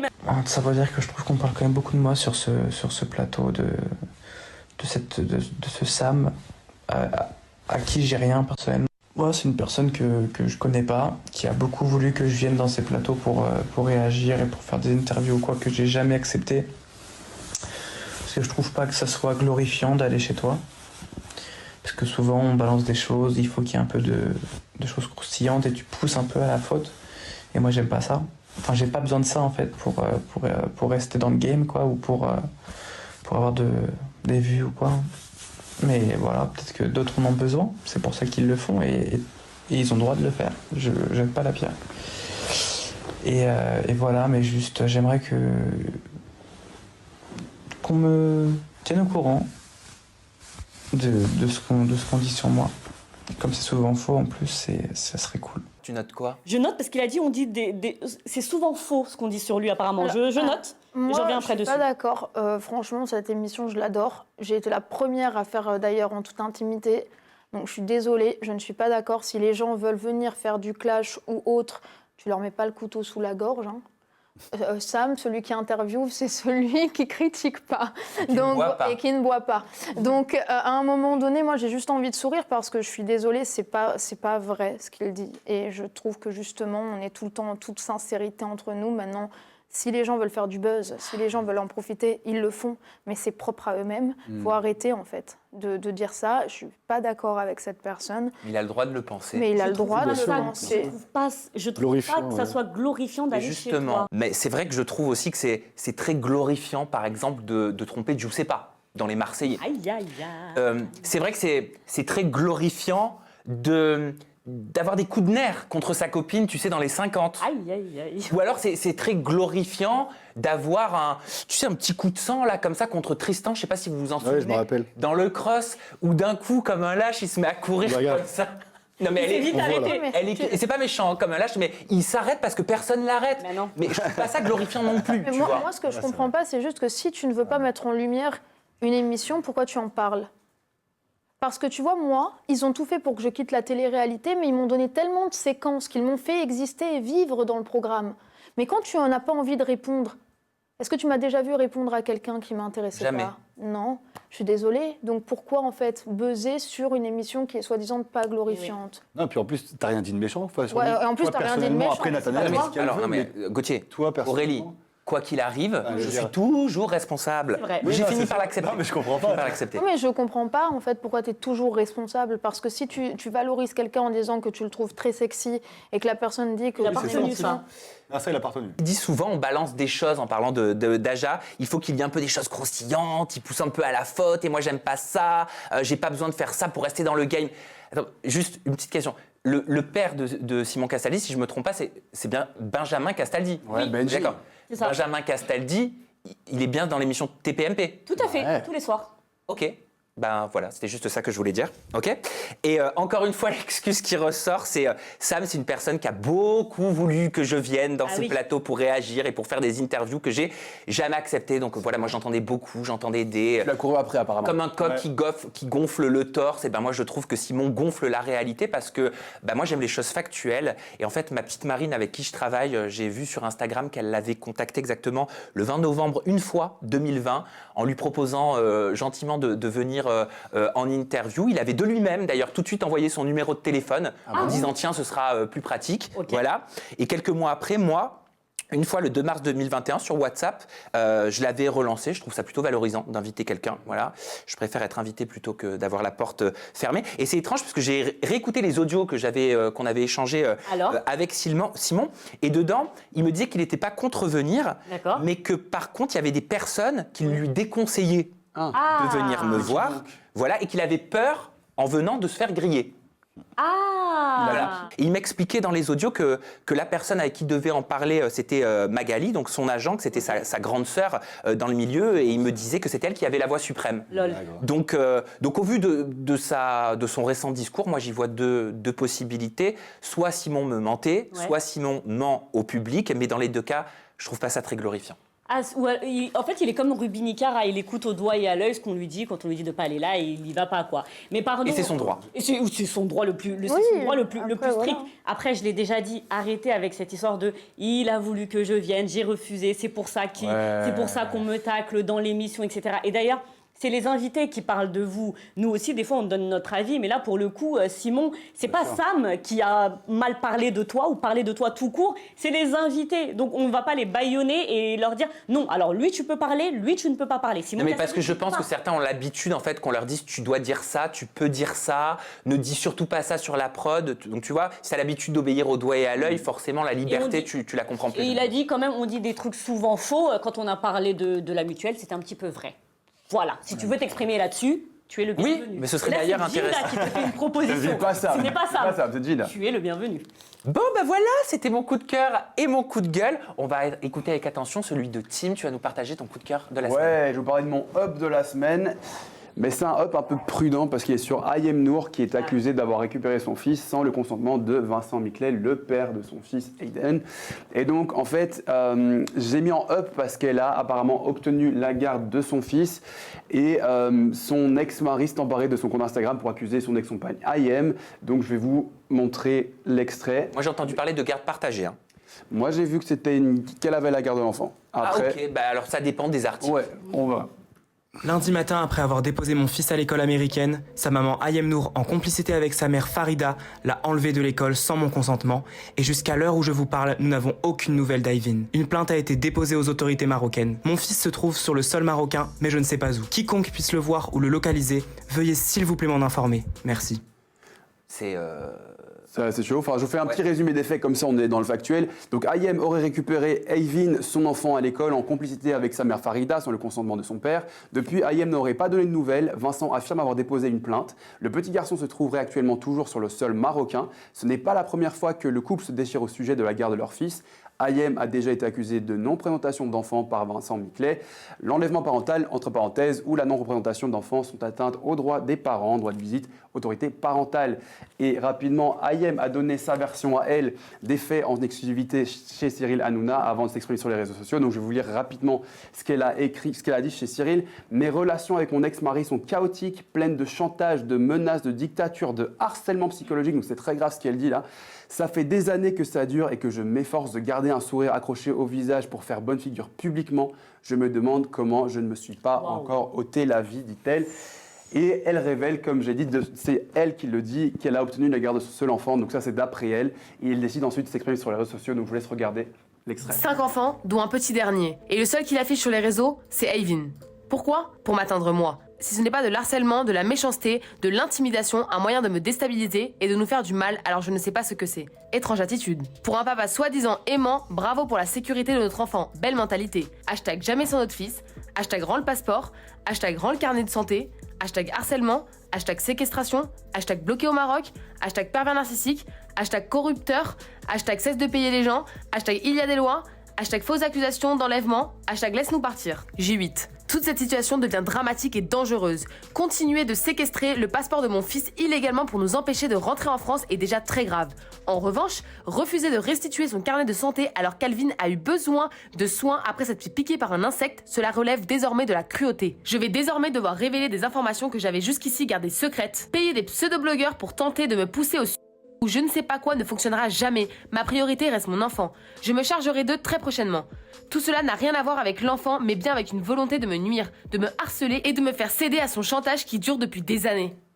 Aurélie, comment t'entends les mots d'Ayem? Elle est dure, cette histoire. Il y a un enfant au milieu. Je la trouve très dure. Je trouve ça inhumain de mettre le visage d'un enfant sur les réseaux sociaux avec la dangerosité du net. Je trouve ça horrible de laver son linge sale comme ça. Je trouve que c'est pas beau et que dans le cadre où justement ça devient médiatique, bien c'est justement pour l'atteindre, vu que c'est une personnalité publique, mais je trouve ça horrible. Honnêtement, Pourquoi dans le chat, les agiatrices et agitateurs, j'en vois dire que les hashtags décrédibilisent? En fait, non mais déjà, le discours de qui? De Ayem ou de Vincent? De Ayem, c'est ce que je lis. Hein. D'accord, parce que moi déjà, je voudrais revenir justement sur les hashtags qu'a mis Vincent Miclet sur le post Instagram, et je te rejoins. Déjà par rapport à la photo, Ayem, elle n'a jamais posté, elle n'a jamais mis sur les réseaux sociaux le visage de son enfant. Donc déjà, que lui mette le visage de son fils, alors que, voilà... Ça déjà, je suis pas Quand tu vois aujourd'hui le nombre d'enlèvements, d'enfants...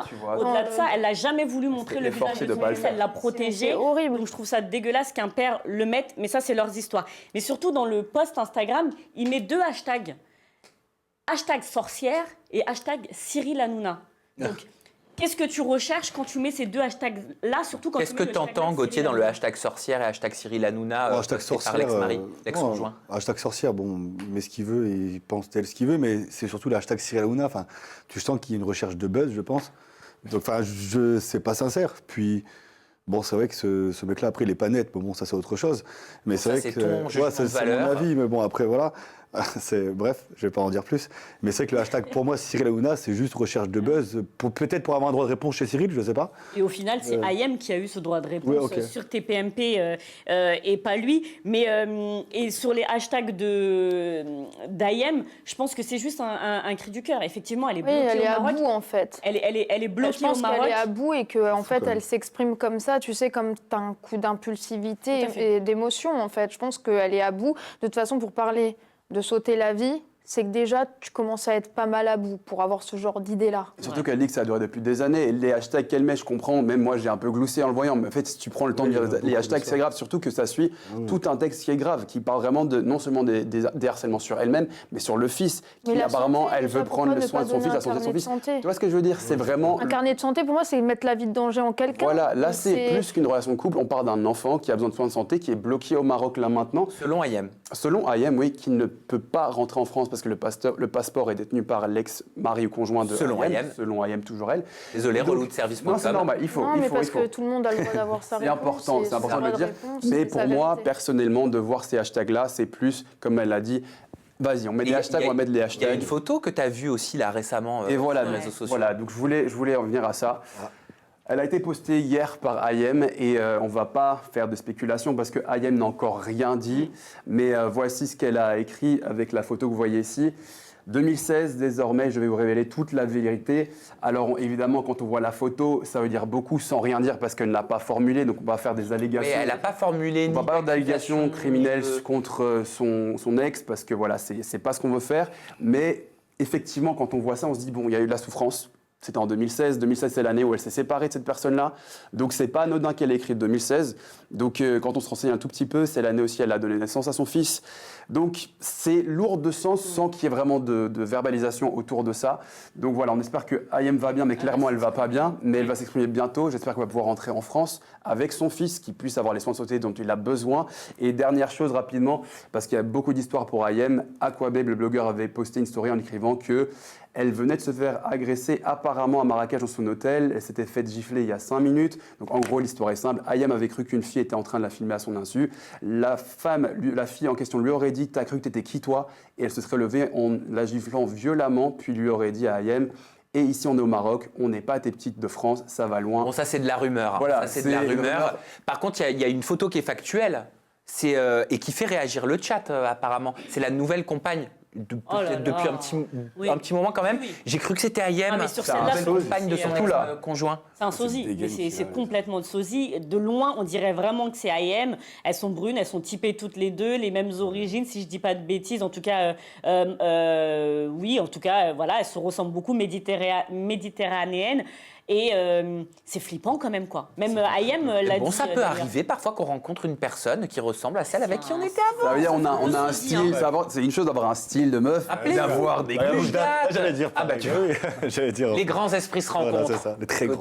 Les très grands esprits. Enfin, il y a beaucoup évidemment de soutien qui se trouve maintenant derrière Ayem parce qu'évidemment on veut croire la victime, on veut croire ce qui se passe. Donc évidemment on la soutient. On parle d'une mère qui a obtenu la garde de son fils. Donc à mon avis, soyons précautionneux. Voilà, précautionneux. Mais je veux dire si ce qu'elle dit c'est vrai qu'elle a vraiment la garde de son fils et que la justice a vraiment tranché, ça veut dire que elle mérite la garde de son fils. On le saura certainement très bientôt. Très bientôt. Attention avec ce que disent certains blogueurs, parce qu'effectivement, voilà, il y a des blogueurs qui sont anti-Ayem, mais à fond, et qui vont peut-être chercher un peu à la discréditer, quoi. Merci Tim, merci Avec beaucoup. plaisir. Alors, on Alors, va passer tout de suite à ton coup de gueule de la semaine. mon down de la semaine, par contre, c'est un énorme down. C'est pas précautionneux, c'est vraiment un énorme down. Et ça concerne Cynthia, que je ne connais pas. La bœuf avant la douane. Ça vous dit quelque chose, ça? En fumette. En fumette, c'est ça.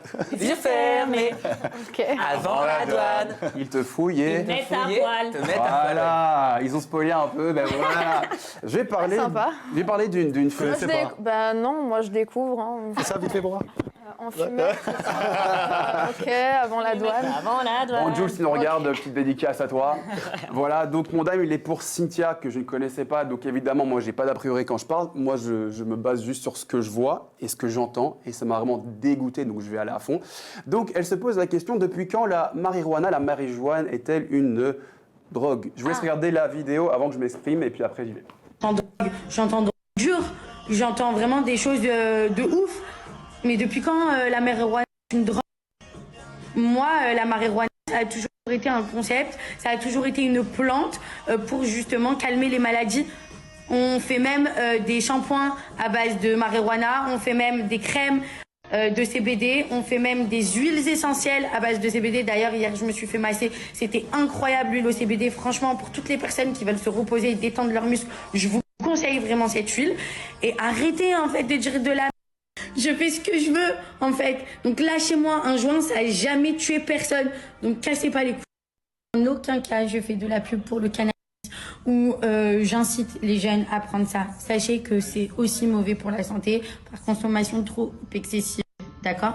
Mais non, je dis juste que ce n'est pas de la drogue dure. C'est-à-dire qu'au bout d'un moment, on a choisi cette plante pour en faire des médicaments pour le bien de la population. C'est juste en France que c'est mal vu. Mais allez dans d'autres pays, allez en Espagne, allez aux États-Unis, allez partout.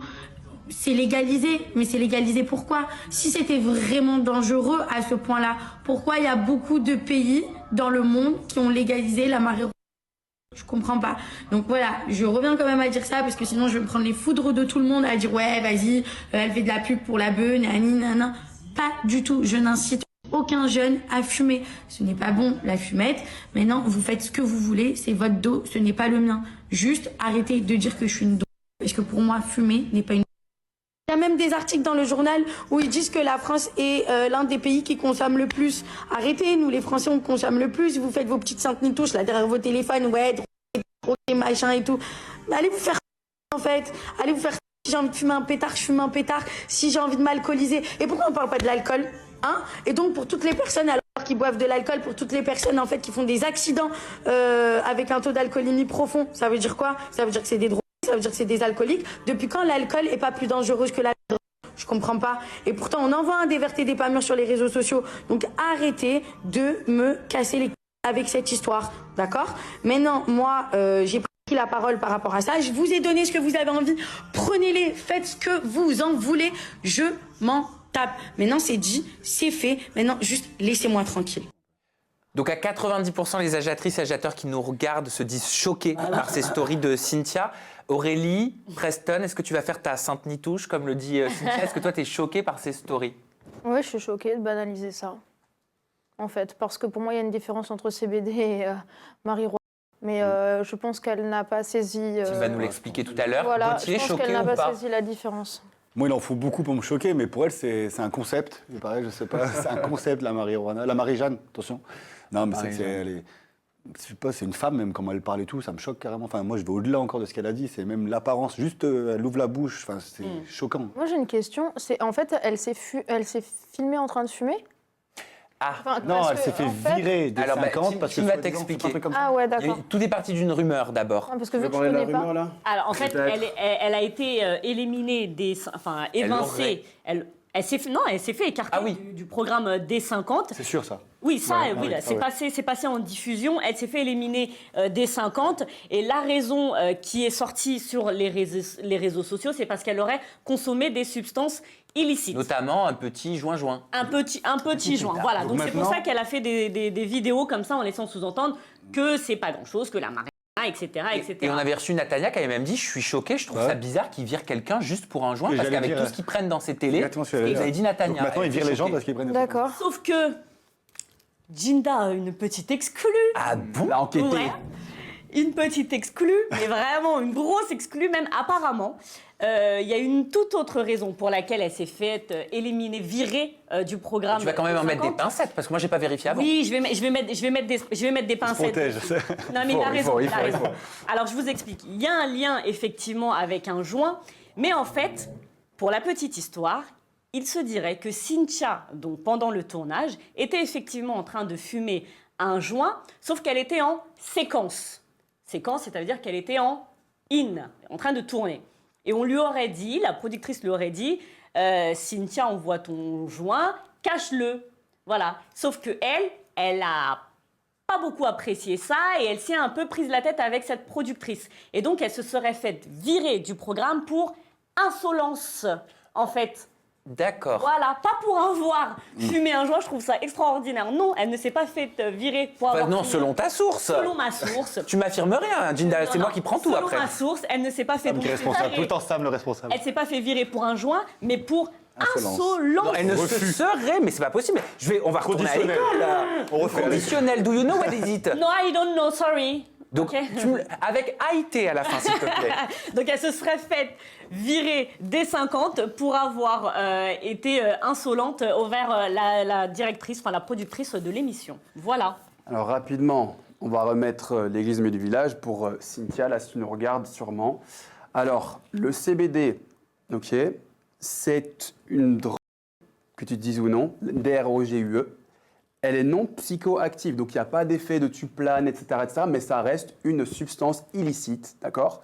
Et puis, non, illicite quand même dans beaucoup de pays. En tout cas, le CBD. Il faut respecter une certaine dose. Il y a un taux. Un taux. Voilà, un taux. Parce que maintenant, le CBD, il est légal en France. Légalisé pour certains taux et pour certaines applications, pour certains usages. Voilà. J'essaie de prendre des pincettes sur ce que je dis. Médicamenteux. Voilà, exactement. Vu qu'elle en parlait. Mais ce dont on parle, c'est le THC. Donc ça, c'est ce qu'on appelle l'usage récréatif. Et donc ça, c'est la Marie-Jeanne qui te fait planer, qui te détend, qui te met dans un effet secondaire. Ok? Comment tu sais? Je me suis renseigné parce que j'ai jamais fumé. Donc grâce à toi, j'ai appris des choses. Mais elle se plaint, elle nous appelle les Saint-Touches, etc. Mais rapidement, elle fait ce qu'elle veut dans sa vie. Elle fait ce qu'elle veut dans son coin, dans sa chambre, on s'en fout. Mais quand tu parles de tout ça sur les réseaux, que tu as des centaines de milliers de personnes qui te suivent et que tu répètes à de nombreuses reprises, ce n'est pas de la DROGUE, et que tu le dis encore et encore, que c'est un concept, que c'est pas grave, que tout le monde le fait et que ça ne tue personne. Elle banalise la chose en fait. Là. Alors que une personne sur 8, un accident mortel sur 8 sur la route, ça a été causé par des personnes qui ont consommé du cannabis. Okay. Elle dit, on parle pas de l'alcool, mais parlons-en de l'alcool. Un accident meurtrier sur 3, c'est causé par l'alcool. Donc vas-y, on peut en parler. Mais le fait qu'elle utilise ça comme système de défense, cette fausse prévention, juste pour se défendre et dire « Ouais, mais moi, regardez, moi, je fais que fumer ». Non, fais ce que tu veux, mais à partir d'un moment où tu es une influenceuse, et d'ailleurs c'est à cause de ce genre de personnes que ce terme est dégueulasse et qu'on n'en veut plus et que je ne veux pas être associé à ça, à cause de ce genre de personnes qui fait l'apologie de ce genre de choses et qui ne se rend pas compte de la portée de ces mots, parce qu'à partir d'un moment où tu as une plateforme, tu as une responsabilité, que tu le veuilles ou non. Si tu t'exposes et que tu as une plateforme, tu as une responsabilité. Tu ne dois pas être Mère Teresa, mais tu sais qu'il y a des choses qu'il ne faut pas dire parce qu'il y a des gens qui l'adorent. Et qui disent meuf, c'est incroyable. Mais déjà, c'est illégal de consommer. Hein. Donc, déjà, en plus de ça, voilà. Amende, hein. Bref. Plus de ça. Mais c'est même pas que ça, moi, qui m'interpelle, c'est qu'en fait, on voit même dans la façon qu'elle a et dans la pulsion qu'elle a de répondre à la story, qu'en fait, elle est déjà en mode craving, tu vois, elle est déjà en mode manque, en fait. Parce qu'elle est sur les nerfs, grave. Et qu'un comportement impulsif comme ça, souvent, ça vient justement de quand tu n'as pas ta dose, tu vois, parce que le corps... Après, on va chez le elle. savoir. Oui, mais ce que je veux dire, c'est que, tu sais, c'est important de le dire parce que, quand même, au fur et à mesure que plus tu fumes ou plus tu prends une substance, et notamment l'alcool, et je sais de quoi je parle. Oui, parce qu'on va en parler juste après dans ton témoignage. Comme tu dis, mon sang est sale et je sais de quoi je parle. J'ai pas dit ça, j'ai dit que tu étais arrivé dans le berceau, tu étais arrivé au monde avec du crack dans tes veines, parce que c'est ce que tu dis dans ton livre Brisé, et on en parlera juste après. Et donc, si tu veux, pour moi, c'est important de prévenir quand même qu'il y a beaucoup de maladies mentales qui arrivent après, comme la schizophrénie, comme la bipolarité, et que justement, ça, c'est important de le dire, et qu'on n'est pas tous égaux, en fait, en termes de... Il y a des gens qui peuvent être addicts beaucoup plus rapidement que d'autres par rapport aux synapses et aux neurotransmetteurs. Il y en a qui ont des dysfonctionnements, d'ailleurs. Donc, il faut le savoir. Et d'ailleurs, on va faire un petit truc sympa de prévention pour le coup. Il faut savoir que le régime cétogène, c'est le meilleur régime pour parer aux symptômes de sevrage. Juste, qu'est-ce que c'est le régime cétogène? Et je vous propose qu'on termine là-dessus. Ça aide sur les addictions, si tu veux, à enlever l'addiction au sucre. Je pense que justement... Donc, c'est de supprimer le sucre. Cétose, ouais. Moi, je sais que des moments, je fais des cétoses quand j'ai envie de faire vite sécher, j'enlève tout le sucre. Et je perds vite du poids, vite du gras. Bon? Mais je vais le faire. Mais j'ai très mal à la tête aussi, parce que le sucre, c'est une drogue. D'accord. Voilà, parce que ça aussi, donc ça aussi, il faut faire de la prévention quand même, ça peut être dangereux. Bien sûr, mais tout est une drogue. Les écrans, tu sais... Le smartphone, bien sûr. Instagram. Le divertissement, en fait, il y a énormément d'addictions. Mais donc, il y a ça. Et il y a aussi, justement, la stimulation transcrânienne neuronale. C'est hyper intéressant. En fait, c'est le fait d'avoir des électrodes qui vont reparamétrer tes synapses et tes neurotransmetteurs qui sont justement la sérotonine, la dopamine, les hormones du plaisir, du bonheur, de l'énergie. Extrêmement profond. T'es sûr que t'étais pas médecin? Non, mais c'est parce que justement, j'ai essayé toute ma vie de sauver ma mère, donc je me suis renseignée. Et c'est en ça que je dis qu'il faut faire attention. Et je suis juste d'accord sur une chose, l'alcool pour moi devrait être modéré et on devrait avoir un taux de consommation d'alcool à respecter par mois, un taux de bouteilles à acheter. Et tu vois, ce que j'adorais quand je vivais à Marbella, c'était le fait qu'à partir de 20h, tu ne peux plus acheter d'alcool. Et je trouvais ça très bien, en fait, parce que tu sais comment c'est, une bouteille, un verre, on attire un autre. On attire un autre. Et merci à tous pour votre prévention. On fait les saintes nitouches. Et Tim, tu es extrêmement remercié par les agiatrices et agiateurs pour la prévention. Un mot, parce qu'on me demande d'avancer dans l'oreille. Je te promets, désolé à la régie, mais vraiment, à tous ceux qui regardent, et je dis pas ça, j'ai plein de potes à moi qui ont perdu la tête à cause de ça. Ils n'arrivent plus à dormir sans en fumer, ils ont perdu la raison, ils savent plus aligner deux phrases. Donc si ça me touche comme ça, c'est parce que j'ai vu des amis à moi, leur vie être brisée à cause de ça. Donc si vous pensez que ce qu'elle a dit et que c'est anodin, qu'on s'en fout, non, on s'en fout pas, c'est très très grave, ça peut vous briser des vies. Et elle en a parlé. signaler ce qu'elle a dit sur ses réseaux, pardon. Voilà. Elle n'a pas d'argent, elle n'a pas de famille, elle n'a personne qui lui dit que ce qu'elle a mis sur ses réseaux sociaux, c'est un petit peu dangereux, par hasard. Très dangereux. Voilà. Merci Tim, c'est extrêmement nécessaire le petit mot de la fin que tu as rajouté. Et merci à tous d'avoir donné votre avis dans ces Up and Down. Merci à vous aussi dans les commentaires sur YouTube et dans le chat si vous avez la chance d'être avec nous un jour avant tout le monde. Oui, dès le mercredi 19h30 sur Twitch. On passe tout de suite au témoignage d'Aurélie Preston. Alors c'est un moment que nos agiatrices et nos agiateurs attendent avec impatience. Aurélie, on a tourné une interview en toute intimité ensemble récemment qui va sortir prochainement. Il y a aussi ton livre qui sera disponible, qui est déjà en précommande sur le site de Amazon. Il s'appelle Brisé. Vous pouvez d'ores et déjà le précommander parce que Aurélie a choisi les mots M-O-T-S pour soigner les mots M-A-U-X. Je n'ai pas fait de faute de syntaxe. C'est très bien. Voilà. Sur Amazon, le livre est disponible en numérique et au format papier également. Et de mon côté, j'ai eu la chance de déjà le lire. Cet ouvrage, je n'ai pas vu la fin encore, mais j'ai lu les 150 premières pages qui m'ont été gentiment envoyées. J'ai sélectionné les passages qui m'ont marqué, les passages qui m'ont touché. Donc je vais te poser des questions Aurélie, vous allez pouvoir réagir. Jinda, Tim, Gauthier et vous aussi à la maison dans les commentaires. J'aimerais dans un premier temps te parler de ton enfance. Tu commences d'ailleurs ton ouvrage avec le berceau avec ton enfance et dans les premières lignes de ton livre Brisé, tu dis « Je nais le 17 juin 1992 à Saint-Denis, il est 9h30, ma vie commence dans l'hôpital le plus sordide du 93, mon sang est sale, héroïne, crack, shit que ma mère Fabienne a consommé pendant sa grossesse. » Tu dis aussi « Il y a l'ADN de mon père, Georges, qui coule dans mes veines, cet ADN que je n'ai pas choisi, ce père qui a poussé ma mère dans le vice, ce père qui ne vient pas me voir à ma naissance. » Ce père, qui n'est qu'un géniteur. Mes premiers souffles annoncent déjà la couleur de mon enfance, noir, un noir de crasse et de sang séché. Qu'est-ce qui a été le plus dur dans ta construction, dans ton évolution, de jeune fille à jeune femme? L'absence d'un père ou une mère qui avait des problèmes d'addiction? Je dirais les 7 blessures de l'âme. L'humiliation, le rejet, l'abandon. Enfin, voilà, il y a 7 blessures qui sont très, très difficiles à pallier. Et le fait de porter le nom d'une personne que tu n'as jamais vue, le fait de te regarder dans une glace et de ne pas savoir à qui tu ressembles, le fait de toute ta vie te poser des questions parce qu'en fait, j'ai écrit le livre avec Lou. Elle a écrit le livre avec moi en 3 semaines et ça m'a fait du bien parce que j'en avais besoin après l'hôpital. Et en fait, le fait de ne pas savoir d'où on vient et d'avoir des réponses que seulement maintenant, après 30 ans de questionnement, de savoir... Moi, je pensais que mes parents, ils s'étaient aimés. C'était pas le cas. Il y a plein de choses que j'explique justement dans le livre, mais le fait aussi de prendre des hormones de croissance pour grandir. Tu vois, les gens, ils se rendent pas compte, mais dans la vie, tous les jours, quand ils disent « Ah, mais qu'est-ce que t'es petite en vrai ?» Bah ouais, mais les gars, avant, c'était encore pire. Tu vois, c'est prendre des hormones de croissance, avoir des problèmes cardiaques, avoir un cœur qui bat plus vite que la moyenne. Tu as des séquelles aujourd'hui, Aurélie, le fait d'avoir été un bébé porté par une maman qui prenait du crack, de l'héroïne? Je peux pas tendre les bras plus que ça et j'ai plein de trucs comme ça, tu vois. Je peux pas tendre mes bras, tu vois. Je peux pas tendre. Tu sais, la part des gens, ils ont le bras qui se tend vraiment. Oui. Moi, je peux pas. Il reste faites le test à la maison. Et c'est plein de choses comme ça que j'ai, en fait. Tim, je le sens que ça te... touche beaucoup. Énormément, parce qu'en fait, la première émission que j'ai faite cette saison, c'était toi le sujet, en fait.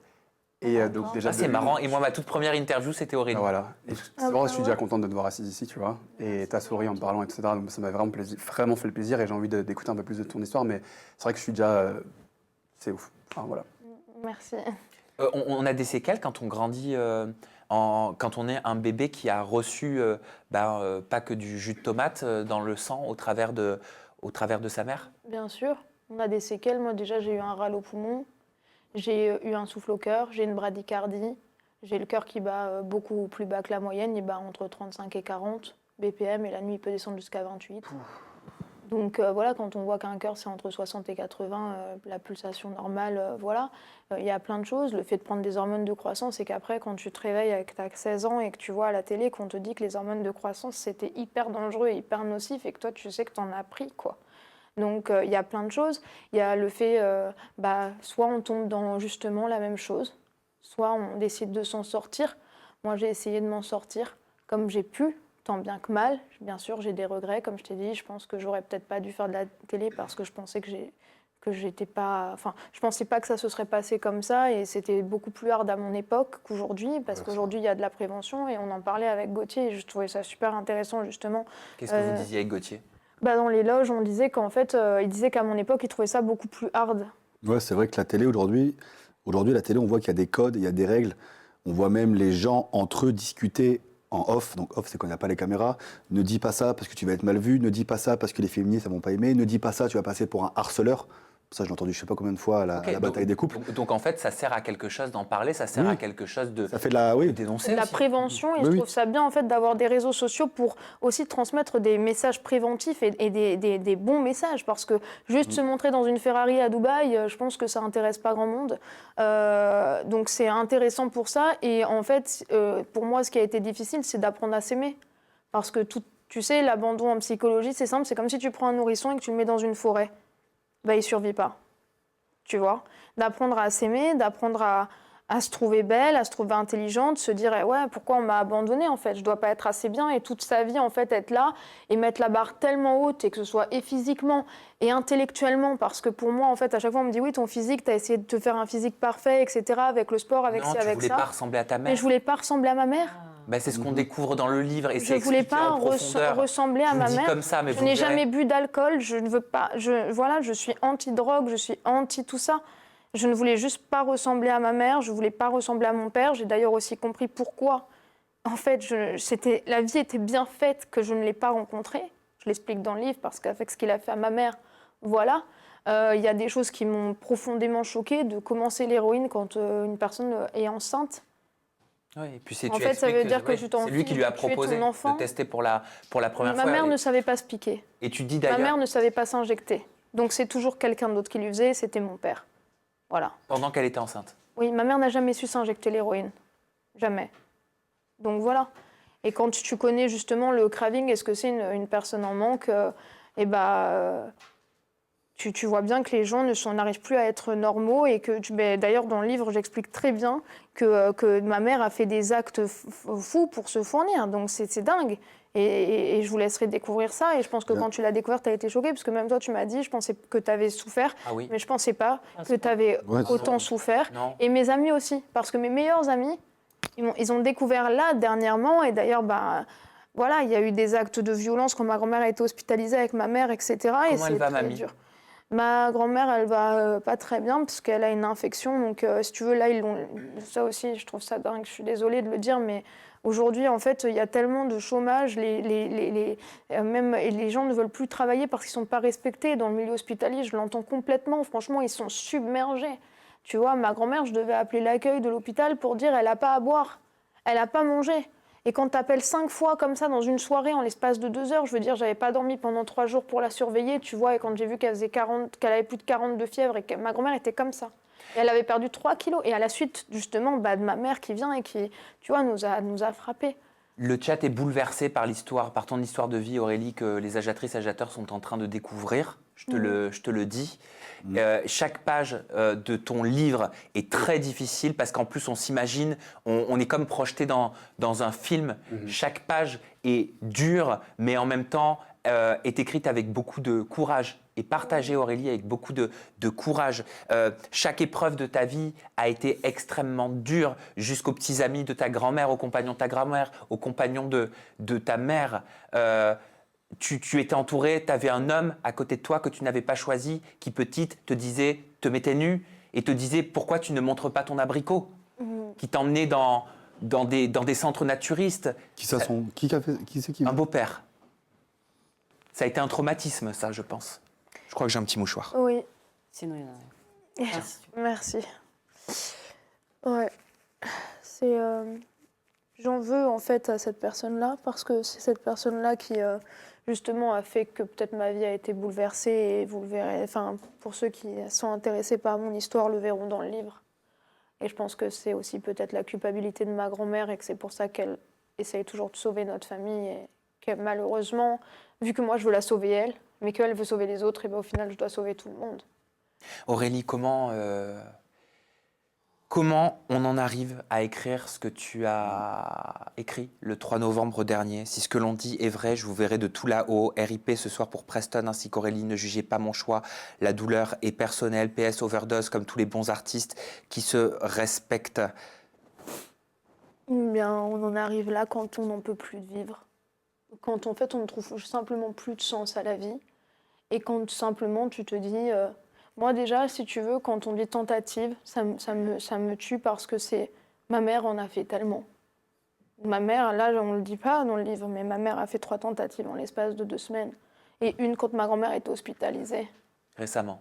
Oui, dimanche, pas celui-là, celui d'avant. Voilà. Donc, quand tu veux juste arrêter de vivre, il n'y a pas de tentative, en fait. Tu veux juste que ça s'arrête, tu te dis, voilà, je m'en vais en paix. J'avais mes dernières volontés sur mon lit, hein, tu sais. J'avais tout pensé. Je suis quelqu'un de très perfectionniste. J'avais tout laissé, mes codes bancaires, les papiers de mes montres. Pour ta mamie. Pour ma mamie. J'avais même dit continuer de faire tourner certaines activités que j'ai pour ma grand-mère, pour ma famille. Pour qu'elle ait des revenus. Pour qu'elle ait des revenus. Et ça a été très dur pour moi parce que ma mère... avec l'alcool est tellement hard, voilà, elle en est venue à être violente avec nous, à me dire des choses tellement horribles sous médicaments que si ma grand-mère mourait, ce serait de ma faute. Tu as été violentée physiquement, moralement ? Ouais. Mais toute ma vie. Mais justement, vous le découvrirez dans le livre. Oui, Jinda. Je voulais savoir s'il y avait eu un déclic, je suis désolée de ma question, hein, mais il y a eu vraiment un déclic qui t'a poussé à vouloir faire cet acte ? Non, un événement. C'était réfléchi depuis longtemps. D'accord. J'ai même dit à mes amis, si vous m'aimez, vous m'accompagnez en Belgique pour l'euthanasie. Et vous m'aimez et vous m'acceptez parce que quand on aime véritablement une personne, on veut qu'elle soit en paix. Sauf que moi, la paix, je la connais pas. Et justement, on découvre mon histoire. Mais tu sais, en plus de ça, quand déjà, t'as pas appris à t'aimer, quand t'as pas eu la chance de pouvoir dire papa, la chance de pouvoir dire papa, la chance d'avoir en fait un cadre familial, etc. Et ben en fait, tu te dis comment tu peux pallier à tout ça. Et quand tu fais de la télé, tu te dis que ça va être super cool, que en fait, tu vas pouvoir te réinventer. Et au final, le château de cartes que tu as tant bien que mal essayé de te construire, on te l'effondre encore et tu ne peux pas, tu es toujours catalogué, etc., etc.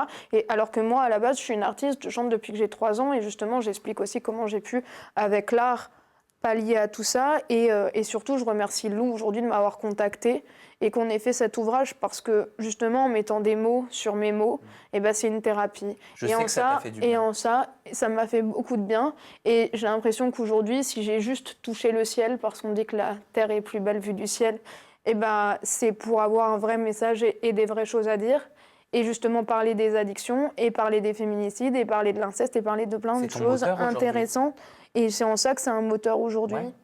C'est-à-dire qu'aujourd'hui, tu me dis si je me trompe, mais j'ai l'impression que c'est quelque part devenu une raison pour toi, une raison de vivre, propager ce discours. Exactement. Et quand je lis déjà tout l'amour, parce que quand on n'a jamais reçu d'amour, de recevoir autant d'amour de la part des gens, ça a été juste incroyable pour moi. Et franchement, merci.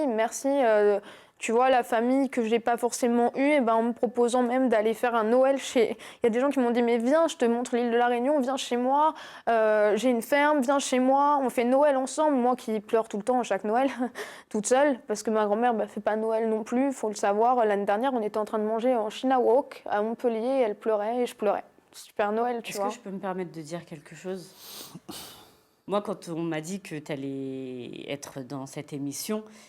J'ai eu un peu un sentiment où je me suis dit, est-ce qu'elle est prête à être, justement, à venir faire des interviews, ça fait à faire 2 mois, là. Mais je suis désolée, hein, c'est peut-être brut un peu ce que je dis, mais je me suis dit, elle est peut-être pas prête. On a dû te faire déjà cette comparaison un peu avec Loana, où je me suis dit, voilà, elle est encore peut-être faible psychologiquement. Alors oui, il y a ce livre qui, là, je comprends... ça t'a aidé un petit peu, mais est-ce que là, vraiment, psychologiquement, tu vas mieux ? Est-ce que ça te dessert pas d'être... je suis désolée, hein, Sam, parce que c'est ton émission et que je casse un peu en disant ça, mais en étant là aujourd'hui, est-ce que tu penses que ça va t'aider ? Est-ce qu'il ne te fallait pas encore un petit peu de temps ? Mais pour moi, si tu veux, ce qui m'aide, c'est justement d'avoir un but.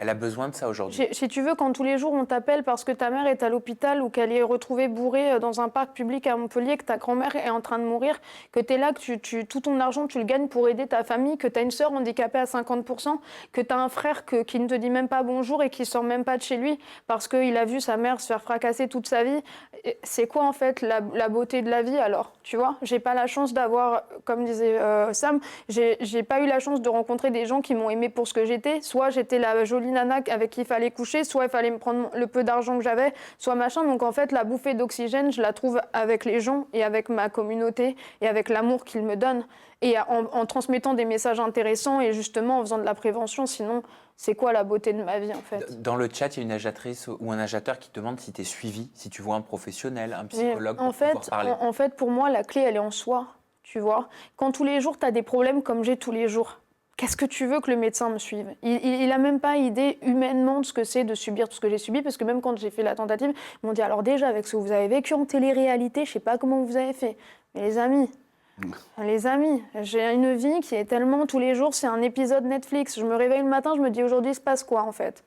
À quoi je vais devoir encore pallier ? Donc, en fait, un psy ne t'aide pas, tu t'aides en parlant, en faisant de la prévention.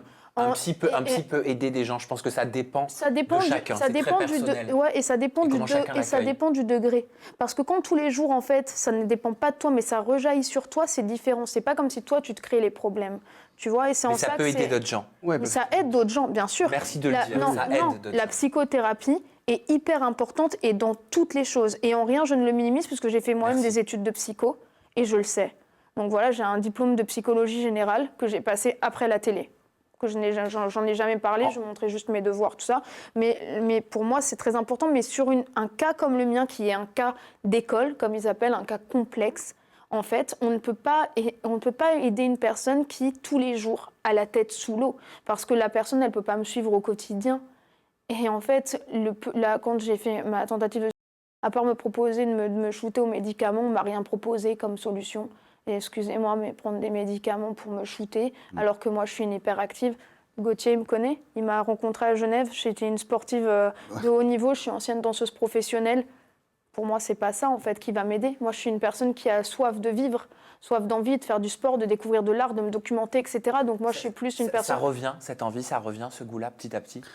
Aujourd'hui, ce qui revient, c'est le fait de faire de la musique, le fait de l'écriture. J'ai pris beaucoup de plaisir à écrire, et à coécrire et à découvrir mon histoire parce que, comme je disais, j'ai lu des lettres de 1973 et des secrets de famille qui ont été soulevés, que j'ai découvert donc pendant 30 ans de questionnement. Et la musique, c'est ma vie. Après le sport aujourd'hui, j'avoue que je suis tellement faible parce que là, je fais que 42 kilos. Donc j'ai à peine repris 10 kilos. Mais je peux pas... Ça fait 32 kilos à mon moment. Oui, donc je fais en fait ce que je peux et je m'accroche tous les jours à la vie avec des petits plaisirs comme ça. En allant au Starbucks le matin, en reprenant une certaine routine. Multiplie les petits plaisirs. Voilà, exactement. Voilà, ça me fait plaisir, tu vois. Ce sourire que je retrouve, le sourire que j'avais dans la première interview qu'on a fait le 26 avril 2015. Une question un peu, Gauthier. tu parles de petits plaisirs. Bon, vous allez dire que je pense qu'à ça, mais je pense beaucoup au sport. On parle de plaisir ou de loisir. Pourquoi tu as arrêté le sport et perdu autant de kilos? Oula, c'est une histoire complexe. Ouais, c'est une histoire complexe et je ne m'étalerai pas dessus. Le sport, c'est quand même justement... Je pense qu'Aurélie, il a raison, Gauthier.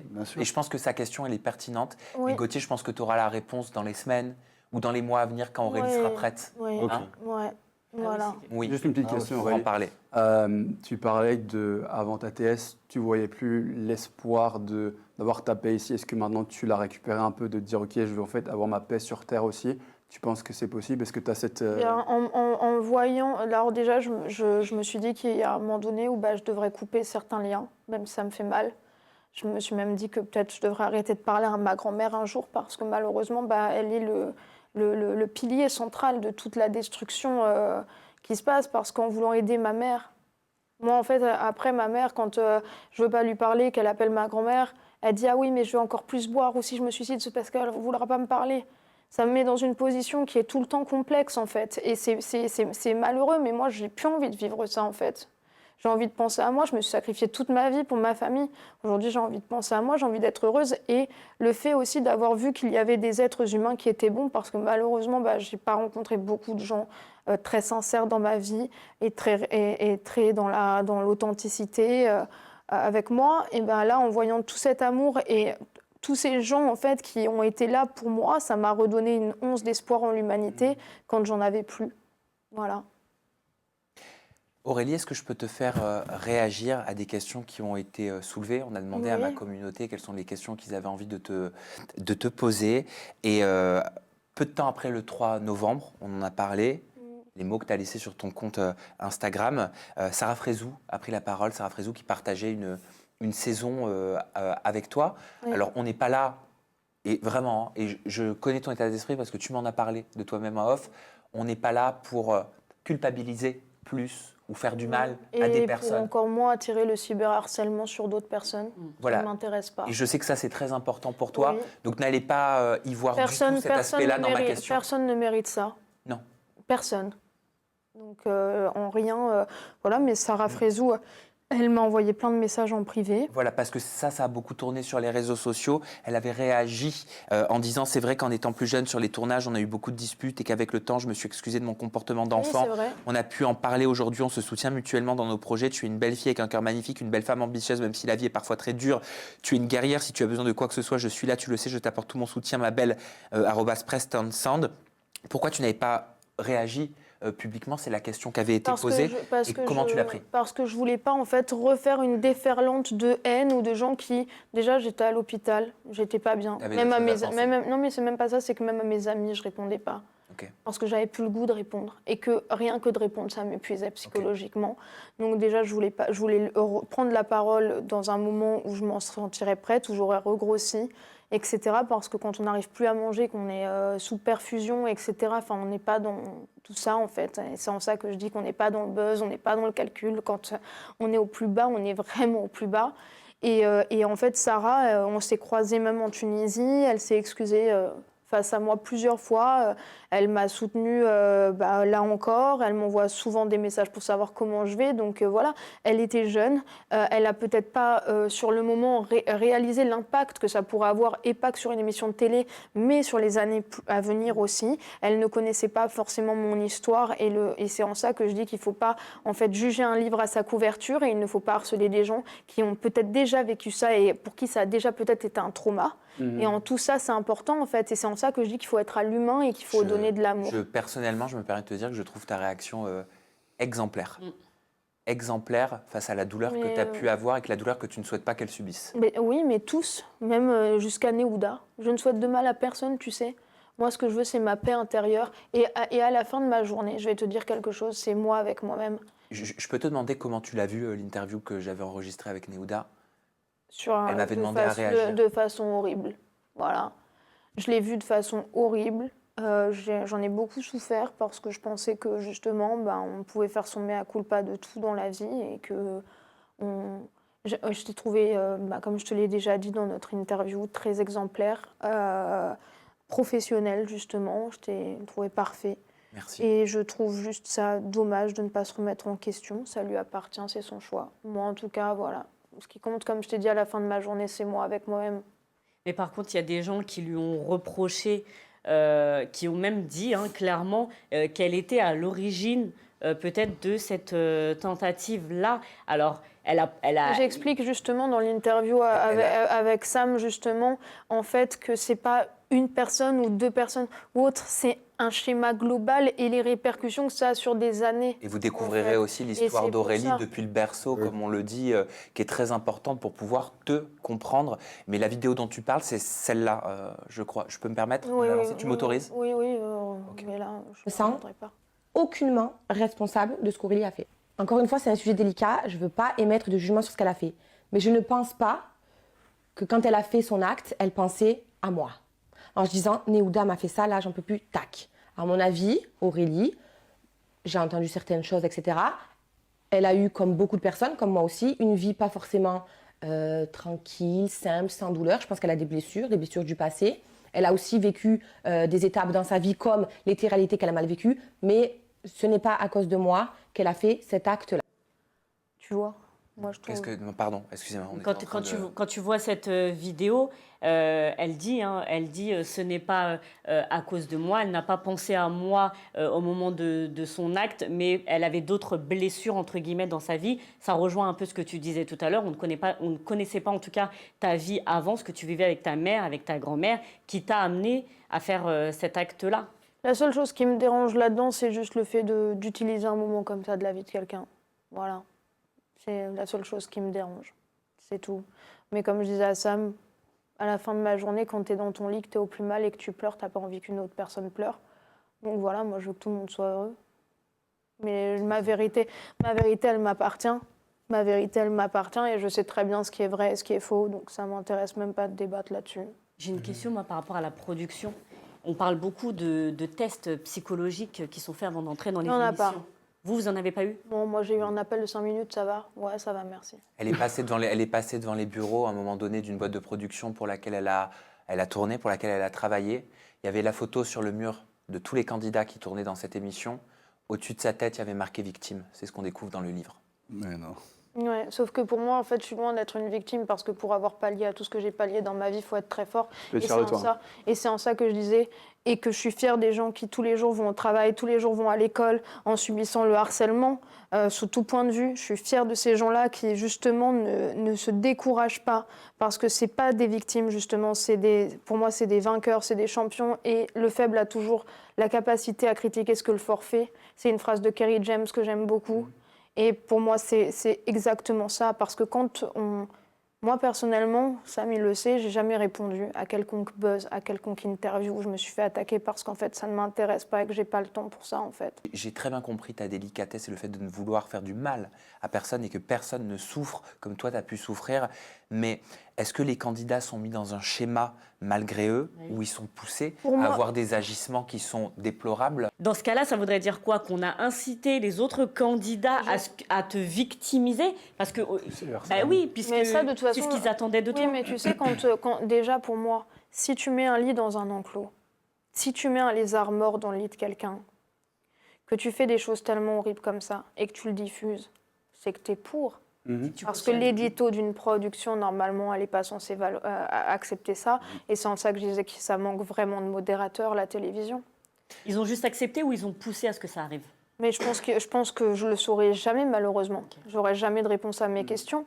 Mais dans tous les cas, pour moi, c'est inhumain. Et juste d'avoir un « mais c'est bon, je m'excuse, machin, nan, nan », sans qu'on te regarde dans les yeux, c'est hard. Tu n'auras pas toutes les réponses à tes Non. questions, mais je pense que tu as de plus en plus de réponses, que l'écriture de ce livre, elle t'a permis aussi de récupérer énormément de réponses de ton berceau à aujourd'hui. Et Oui. tous les agiatrices et les agitateurs qui nous regardent auront, ça je peux vous l'affirmer, pour avoir lu les 150 premières pages du livre, énormément de réponses. Ton ouvrage, Aurélie Preston, s'appelle Brisé. Il est d'ores et déjà en précommande sur Amazon et il sera officiellement disponible au format digital et papier à partir de vendredi sur Amazon et déjà en précommande. Je te remercie. Ben, merci. Merci beaucoup. Merci. Je crois qu'on peut l'applaudir.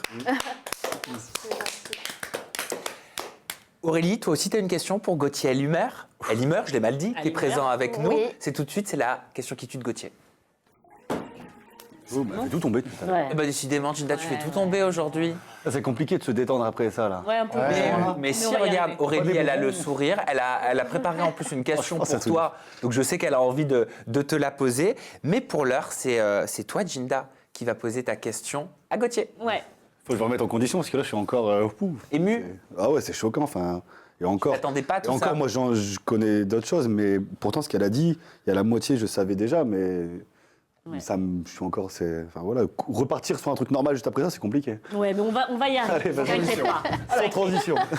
Ouais. Gauthier, il y a Bonjour. récemment Maëva Martinez qui a fait des stories et qui a parlé des filles de télé-réalité qui se sont mis dans la religion. Je te laisse regarder ce qu'elle a dit et je te pose ma question juste après. Comment je vois les filles de télé qui, après cette bien ficha, se montrent en photo avec le Coran et tout ce qui va avec? Aucun problème avec les gens qui sont dans la religion, peu importe la religion. J'ai aucun problème aussi à ce qu'on en parle, à ce que ça se voit. Maintenant, les gens qui surexposent, mettent en scène, mais que tu vois bien que par rapport à tout le reste que tu peux voir, il y a un énorme manque de cohérence, il y a une certaine hypocrisie, c'est comment moi je le vois. Alors, ça veut pas dire que je suis une personne méchante ou qui juge, mais je reste une personne humaine, donc j'ai mon avis moi aussi là-dessus. Et ça me dérange quand je vois des gens qui sont pas cohérents, pas alignés avec eux-mêmes. C'est une mode, voilà, c'est une mode de devenir musulman parce que ça fait marcher la consommation, ça crée du business, c'est bon pour le business. C'est malheureusement devenu un petit peu comme une mode et certaines personnes le savent. Voilà. Et moi, j'aime pas les gens qui se cachent derrière ça. J'aime pas les gens qui en jouent. Alors attention, je mets pas tout le monde dans le même panier. J'ai mes petites idées.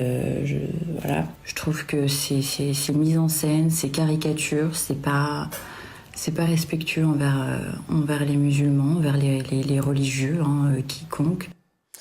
Ouais, c'est des stories qui ont été relayées par Exclu TV. Gauthier, ma question qui tue est la suivante. Est-ce que Maëva Martinez parle de ta sœur Marine? Le chat pense que oui. Ah. Je vais répondre deux choses. Si, pour moi, j'ai pas envie de croire qu'elle parle de ma sœur Marine. Moi, je te dis qu'entre autres, elle en parle. Tu sais, de sources sûres. Entre autres, oui, okay. Ça fait partie. C'est pas directement viser la personne, mais elle fait partie par rapport à ce qui se dégage. Je peux te dire que oui. Ok. J'ai pas envie de. J'allais dire un gros mot, mais je l'ai pas dit. Voilà. Mais non, en tout cas, si elle parle de ma sœur, parce que moi, j'ai envie de croire qu'elle parle pas de ma sœur, même si les gens le disent, je m'en fous. Si elle parle de ma sœur, ma sœur aujourd'hui, elle a vécu beaucoup de choses compliquées. Bon, rien à voir avec ce que tu as vécu. Mais tu sais, la douleur, elle est personnelle et elle se minimise en rien. Ouais, non, je suis d'accord. Mais c'est vrai qu'elle a vécu quand même. Elle a vécu des choses compliquées avec des ex, avec des gens, dont je tairai le nom, c'est mieux pour tout le monde, qui sont très compliquées. Et aujourd'hui, en fait, elle s'est retrouvée grâce à la religion, c'est-à-dire qu'elle a accepté, elle arrête la télé-réalité. Elle est en train d'enlever tous ses tatouages et tous les jours on m'appelle en disant j'en pleure parce que ça me fait tellement mal. Donc c'est vraiment, c'est pas juste je dis que, enfin elle est vraiment dans une démarche sincère. Enfin vraiment, après les gens peuvent ou pas me croire sur parole. Elle comme elle, hein, peut-être qu'elle pense que ma sœur fait ça pour le buzz parce que c'est là où elle veut en venir. Ma sœur aujourd'hui c'est un vrai retournement, c'est-à-dire qu'elle est totalement différente. Ça n'a rien à voir avec la Marine, on va dire que, enfin si, en fait c'est la Marine que j'ai moi toujours connue, pas à travers la télé. Pourquoi, Vraiment. selon toi, Gauthier, les agiatrices et agiateurs pensent à 80% que la religion musulmane est utilisée à mauvais escient par certains influenceurs? Ah bah parce qu'il y en a, oui, effectivement, qui l'utilisent à mauvais escient. Et oui, complètement, je suis d'accord. Mais en tout cas, pas ma sœur. Vraiment. C'est-à-dire qu'elle enlève ses tatouages, elle veut arrêter la télé-réalité. Elle fait, maintenant, tout ce qu'elle fait, ça tourne autour de ça. Et oui, elle communique sur les réseaux dessus. Pourquoi? Parce que ça reste une influenceuse. Bah oui, c'est une elle vit de ça, donc elle personnalité communique sur ce qu'elle est en train de vivre. C'est comme Aurélie, elle partage là maintenant ce qu'elle a vécu parce que peut-être que ça lui fait du bien et parce que même les gens qui la suivent, c'est peut-être pas... besoin de comprendre. Voilà, on a besoin de comprendre, c'est une marque de respect aussi pour eux. Voilà, c'est une marque de respect et je pense que ta sœur, dans sa démarche, c'est juste que voilà, elle se filme au sport, elle se filme ça et ça fait partie de son quotidien en fait. Donc simplement, quand on est une personnalité publique, voilà. Après, bien sûr, qu'il ne faut pas... pour moi, la religion, elle est personnelle et quand... Enfin, j'ai regardé le reportage d'ailleurs de Diams, là, il y a 2 jours, Salam, magnifique. Et elle aussi, elle dit que la religion l'a sauvée. Après, on met tout le temps le doigt sur la religion. Après, moi, je suis un peu d'accord avec Maëva Martinez. Il y a quand même certaines influenceuses, quand même, qui vont profiter de certains moments pour mettre en avant qu'elles sont musulmanes. Carrément. 6 mois après, elles ne le sont plus. 2 mois après, elles le redeviennent. Quand il y a le ramadan et qu'il faut vendre des robes, des abayas, là, elles redeviennent musulmanes. Ensuite, voilà. Donc, moi, je suis un peu d'accord avec Maëva Martinez. Il y a de tout. Il y a de tout. Ouais, non, bien sûr. Mais en tout cas, en grande partie, le chat pense que ta sœur est en sincère. tout cas, si elle pense que c'est ma sœur, moi, je dis clairement... C'est un tout, hein. Je pense que c'est un tout. Hein. Voilà, mais moi, en tout cas, voilà, oui, après, voilà, moi, en tout cas, ma sœur pouvait vous enlever ça de la tête, c'est vrai qu'elle est dans une démarche... Elle t'avait prévenu qu'elle allait se convertir? Mais même moi, elle ne me l'a pas dit, c'est-à-dire que ma mère, elle le savait, enfin, ma mère ne le savait pas. Elle ne nous l'a pas dit concrètement, je vais me convertir. On l'a vu petit à petit, elle nous en parlait petit à petit, et moi, pour moi-même, hein, je l'ai vu comment, c'est Ossane qui me l'a dit. C'est Ossane qui me l'a dit. Donc, c'est-à-dire que... Elle te l'a pas dit pourquoi, tu penses? Parce que je pense que c'est justement... Parce que c'était elle, c'était personnel, même... Enfin, je veux dire, Marine, aujourd'hui, c'est que c'est différent. Même avec Océane, on se voit moins qu'avant, parce que, bon, forcément, moi, je suis pas à Dubaï, j'ai mes affaires en France, ou au Maroc. Là, Marine, elle est en train d'acheter un truc au Maroc, elle est en train d'investir au Maroc. Elle passe peut-être, une semaine par mois avec des associations au Maroc où elle fait des animations avec les enfants défavorisés. Enfin, elle vit vraiment la chose. Elle n'est pas là derrière son téléphone à Dubaï à dire des on-dit, à critiquer des personnes juste parce qu'on a envie de parler derrière son téléphone parce qu'on n'a rien d'autre à dire. Tout est heureux pour elle, là, aujourd'hui. Voilà. Oui, franchement, Ta sœur, aujourd'hui... elle s'est convertie aussi. Oui. Ah bah, voilà. Récemment, il y a 1 semaine. Hein. Ouais. Maintenant, elle vient avec la burqa à la maison et elle ne nous l'a pas dit non plus. Et je pense que c'est parce que c'est encore une fois personnel. D'accord. Voilà. Merci, Jinda. Est-ce qu'on n'a pas une petite... c'est vrai. Exclu de Maëva? C'est vrai. On peut écouter, elle nous a répondu. Hello Sam, hello à toute l'équipe. Alors pour reparler de ce sujet un petit peu touchy qu'est la religion et notamment mon avis donné sur les reconvertis de télé ces 2 dernières années, j'ai pas visé une personne en particulier comme a pu le dire certains médias sur les réseaux sociaux, mais j'ai plutôt visé un bon nombre d'entre eux. Un bon nombre de personnes. Après, ma story, elle n'avait aucun but, ni de nuire, ni de pointer du doigt une personne en particulier. En réalité, j'ai juste partagé un avis sur un moment où j'ai vu une énième chose passer, une énième photo passer sur mon fil d'actualité qui m'a encore écorché la rétine. Alors, je ne suis pas clairement pour la caricature de la religion. Parce que j'ai plus l'impression, en fait, que c'est un effet de mode sur les réseaux sociaux, déjà de 1, et ça, j'aime pas, cette espèce d'effet de mode où on utilise la religion. C'est quand même pas beau. Pour moi, la religion, c'est dans le cœur, c'est dans l'âme, c'est là que tu dois la vivre, c'est entre toi et Dieu. Et il y a plein de choses à côté de ça, dans leurs pratiques, dans leurs actions, qui sont complètement incohérentes par rapport à ce que, par exemple, la religion islamique veut voir et demande. Après, je suis pas religieuse, je suis personne pour en parler, mais quand même, c'est mon âme la vie, voilà. Pour moi, ces personnes-là manquent énormément d'humilité. Et en fait, la manière dont ils exploitent, voire utilisent la religion, ça me fait me poser des questions sur leur réelle intention. Tout simplement, maintenant, on va pas se mentir, aujourd'hui, la population africaine représente la majorité des communautés et sont des plus grands consommateurs que les autres, hein, généralement. Et pour moi, c'est une manière de les attirer. Voilà, il y a aussi d'autres raisons, d'autres choses que je pense, mais bon, je m'étalerai trop sur le sujet. Mais encore une fois, ce n'est que ma manière de voir les choses. C'était la réponse de Maëva Martinez. Merci Ginda pour ta question. Tim, c'est à toi, je te confie Gauthier. Alors Gauthier, Il me confie. on s'est rencontrés en loge, très C'est sympa vrai. le gars d'ailleurs, si vous ne connaissez pas bien, il est très très cool. Très gentil le gars aussi. Alors, quand on entend le nom Elimère, on pense directement à tes sœurs. Bien sûr. Et c'est leur nom qui reviennent le plus souvent et moins le tien. Alors ma question qui tue est simple. As-tu souffert d'être réduit au titre du frère de et pas d'être Gauthier? Est-ce que tu te sens parfois rabaissé à cause de ça ou pas? Donc dis-nous tout. Je me sens totalement rabaissé. Non, je m'en bats. Ah non, faut pas dire. Vraiment, mais moi en plus, Sam maintenant me Attends, connaît. demain, il part à Los Angeles, il ouvre un centre ailleurs. sportif, il cartonne en verdure. Non, c'est-à-dire que après, moi, il y a des gens connus ou moins connus qui l'ont connu. Johnny Hallyday, forcément, on parle de son papa. Demain, il y a un petit frère à Neymar. On va parler de Neymar et le petit frère de Neymar. Moi, je suis le frère de. Ma mère, c'est la maman de Marine Le Pen. C'est comme ça et tant mieux. Et... Comme Mujdat, l'ex de Mila. Ouais, bon, c'est autre chose pour le coup.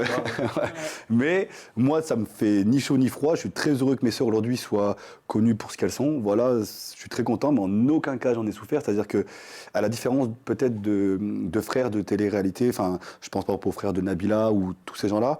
Moi, je vivais, on va dire, avant la télé. C'est-à-dire, moi, j'avais déjà mon truc dans le fitness. Aujourd'hui, j'ai des fitness, j'ai des boutiques. J'ai pas besoin, on va dire, la télé c'était un plus, je crache pas dessus et peut-être que si on me repropose, je recracherai pas dessus parce que c'est fun à faire et ça fait de la visibilité. Oui, mais comme tu as tenu un certain discours au moment où ta sœur Marine vivait certains drames, bah, tu as un peu boycotté. Oui, bah, c'est pour ça, c'est-à-dire que moi aujourd'hui. Paradoxe. C'est-à-dire que moi aujourd'hui, on me proposait des télés. J'ai dénoncé des choses que quelqu'un a fait à ma sœur en sachant que c'était un petit poulain d'une grosse production qui commence par bas, qui termine par Nijé, par exemple. Voilà, ok. Du coup, forcément, je me suis mis des gens contre moi. Je savais très bien, je l'ai fait quand même. Pourquoi? Parce que c'était d'abord moi ce que je voulais dire, ce que je pensais, pour protéger ma sœur, plutôt que me faire de l'argent, être connu à la télé, etc. Moi, j'avais déjà mes affaires avant, je les ai toujours maintenant, elles ont évolué et très bien, mais en aucun cas pour répondre du coup à ta question, parce que je m'éternise, je n'ai souffert du fait qu'on dise « Ah, c'est le frère de… » Il y a des gens dans la rue qui disent « Ah, c'est Gauthier. Ah, je te suis sur TikTok, je te suis sur Instagram. » D'autres qui me disent « Ah, mais t'es le frère de Marine et Océane. » Oui, et d'autres qui disent « Ah, t'es le frère de direct. » Je dis « Oui, je suis leur frère. Voilà. » Merci Gauthier, merci. Tim, bah justement, en parlant de tes sœurs, on a beaucoup vu, fut un temps, Marine et Océane à l'antenne ensemble. En ce moment, c'est Océane qui est dans le cross. Marine, elle s'est éloignée de tout ça. Ma question qui tue, Gauthier Elimère, elle est la suivante. Un bruit de couloir raconte que tes sœurs ne seraient plus en très bonne entente avec la production qui les fait travailler, que ça durerait depuis plusieurs mois. Penses-tu que les jumelles Colline et Célia, qui vont intégrer ensemble le cross, sont leurs remplaçantes? Je ne sais pas qui c'est, j'ai envie de dire peut-être. En tout cas, ce que j'ai envie de dire, c'est que s'ils veulent des jumelles maintenant à la télé, il faut peut-être en trouver d'autres, parce que moi, je sais que Marine, en tout cas, elle est sortie de tout ça, ça c'est clair. Après, tu me dis qu'elle en embrouille avec la prod. Moi, je sais qu'il y a eu des petits désaccords. C'est un petit peu de couloir que j'entendais. Non, mais je sais qu'il y a eu des... Après, dire en embrouille, je ne sais pas jusqu'où, mais en tout cas, il y a eu des petits embrouilles parce que mes sœurs n'acceptaient plus le fait qu'on les mette toujours en duel. Voilà, parce que c'est pas ce qu'elles sont dans la vie. Oui, dans la vie, je vais vous dire clairement, quand on est Elle l'avait montré dans les apprentis. Ah oui, non, mais quand on est à 3 à la maison, je passe mon temps à les séparer parce qu'elles s'insultent de tous les noms et 2 minutes après, elles vont se faire des bisous. Et puis Son sœur. Ouais, c'est des jumelles. C'est pire, c'est des jumelles. Donc c'est comme ça. En plus, on comprend rien. Quand on est à 3, c'est... Ah oui, je te comprends. Encore, moi, je me retiens, j'essaie de parler lentement, mais quand on est à 3, on comprend rien. Vraiment, c'est oula, c'est la fête foraine. Vraiment, voilà. Merci Gauthier de nous avoir répondu, c'est super sympa. De rien, Sam, de rien. Mais voilà, en tout cas, je sais que oui, elles en avaient marre d'être mises en concurrence, alors que dans la vie, elles ne le sont pas du tout. Aujourd'hui, Marine... Peut-être à travers la religion, c'est sûr qu'elle s'est retrouvée et elle est sortie de tout ça. Océane est encore dans la télé, toute seule. Et je sais que Océane toute seule, c'est pas comme avec Marine. Pourquoi? Parce que quand Marine est avec Océane, Marine se laisse beaucoup moins faire qu'Océane. Marine, elle va dire les choses. Contente, pas contente, elle va le dire. Océane, quand elle est avec tous les Marseillais, forcément, il y a un effet de groupe que peut-être tu as vécu. Enfin, justement, toi, tu étais contre ce groupe, voilà, ou le groupe était plutôt contre toi. Tu étais contre personne, mais le groupe était contre toi. Ou, bah, forcément, quand tu as tout le monde qui te dit t'étais comme ça à cause de ta sœur, t'étais comme ça à cause de ta sœur, au bout d'un moment, tu vas dire ouais, j'étais peut-être comme ça à cause de ma sœur, en fait. Parce que Marine ne se laisse pas faire, elle dit les choses, ça plaît pas à la prod, parce que forcément, Marine, quand elle est avec Océane, Océane ne fait pas des choses que la prod peut-être voudrait. Enfin bref. Je me permets juste un petit bémol. On a vu un message dans le chat qui nous a un petit peu inquiétés. Donc j'aimerais dire que si cette personne va pas très bien et qu'elle veut nous parler, elle peut nous contacter. Voilà, en privé et on l'écoutera. Qu'est-ce qui se passe? Oula. Ou alors 3114, hein, je sais qu'il y a le bandeau normalement. J'espère que le bandeau, je crois qu'il a été mis en cas d'idée sombre. En cas de, voilà, si on va pas très bien, on peut appeler le 3114, c'est une ligne d'écoute. Et je le dis, parce qu'on a vu passer là ce commentaire, on vient de m'alerter. Ça me fait trop de mal au cœur. Vous pouvez nous appeler. Tu peux nous appeler, tout simplement. On te répondra. On a noté ton pseudo. Je tiens à le préciser. Pardon. Non, mais en plus, j'allais rebondir en disant une bêtise, mais du coup, je le dis pas. Eh ben, tu vas t'abstenir. Ouais, voilà. Gauthier, tu vas t'abstenir et Aurélie. Ça vient de me secouer là. Oui, je veux pas qu'il y ait une personne mais qui... au moins la personne a entendu qu'elle peut nous appeler. Oui. Voilà. Et ça, je pense que c'est important et il ne faut pas que tu te sentes coupable, ma petite Non, chérie. mais ça me fait de la peine. C'est normal. C'est veux normal, pas ça. Mais au contraire, ça libère la parole et ça permet de pouvoir parfois appeler à l'aide là où on a du mal, on a un blocage et c'est pire de ne pas dire les choses. Donc si la personne l'a exprimé, c'est déjà bien. C'est ça. Je trouve. Oui. Tu veux poser ta question à Gauthier? Oui, je vais la poser. Non, je voulais ton retour sur justement toi qui as vécu la télé bien après moi. Pourquoi tu penses qu'il y a des gens qui vivent une expérience plus sympa que d'autres en fait? Ok. Parce qu'il y a des gens qui ont une mauvaise expérience et d'autres mal la télé. Et tu penses que c'est par rapport à quoi? Alors, ce n'est que mon point de vue. Après, c'est une conclusion par rapport à ce que j'ai vu, ce que je vois encore aujourd'hui. Ta génération de télé, même si on a le même âge, mais tu as compris quand je dis ça, la génération, on va dire, des anges à l'ancienne, ça n'avait rien à voir. C'est-à-dire qu'avant, il n'y avait pas tous ces fléaux, toutes ces associations et toute cette image. On n'avait pas de recul sur ce qu'était la télé-réalité. Maintenant, les gens font leur image, ils ne vont pas dire des choses. Toi, à ton époque, ça partait c'était n'importe quoi. Oui, c'était au début. Comme Loana, Loana encore pire, et on voit un peu la génération. C'était un peu la génération. Et encore Loana, c'était n'importe quoi. C'est encore autre chose. Encore avant. Parce qu'elle, vraiment, elle n'avait pas les rouages. Alors que rien moi, du tout. Vous, tu avais quand même un petit retour. Moi, il connaissait déjà les rouages et certains schémas. Alors que Loana, non. Et je l'adore, cette fille. D'ailleurs, je lui fais un gros bisou parce que c'est une personne super.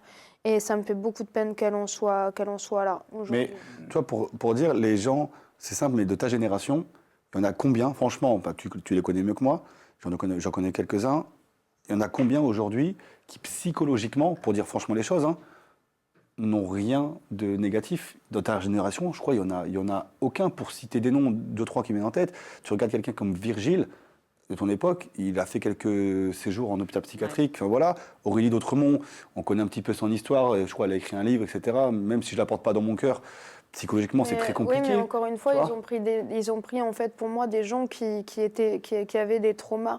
Et Aurélie d'Autremont, elle a fait justement son mea culpa et c'est en ça que je trouve ça admirable. Et son livre, je le trouve bluffant aussi. Parce que justement, je me suis permise de le lire et je pense que là aussi, on redécouvre les gens. Et en fait, en ça, on ne connaît jamais, c'est ce que je disais, il ne faut pas juger un livre à sa couverture.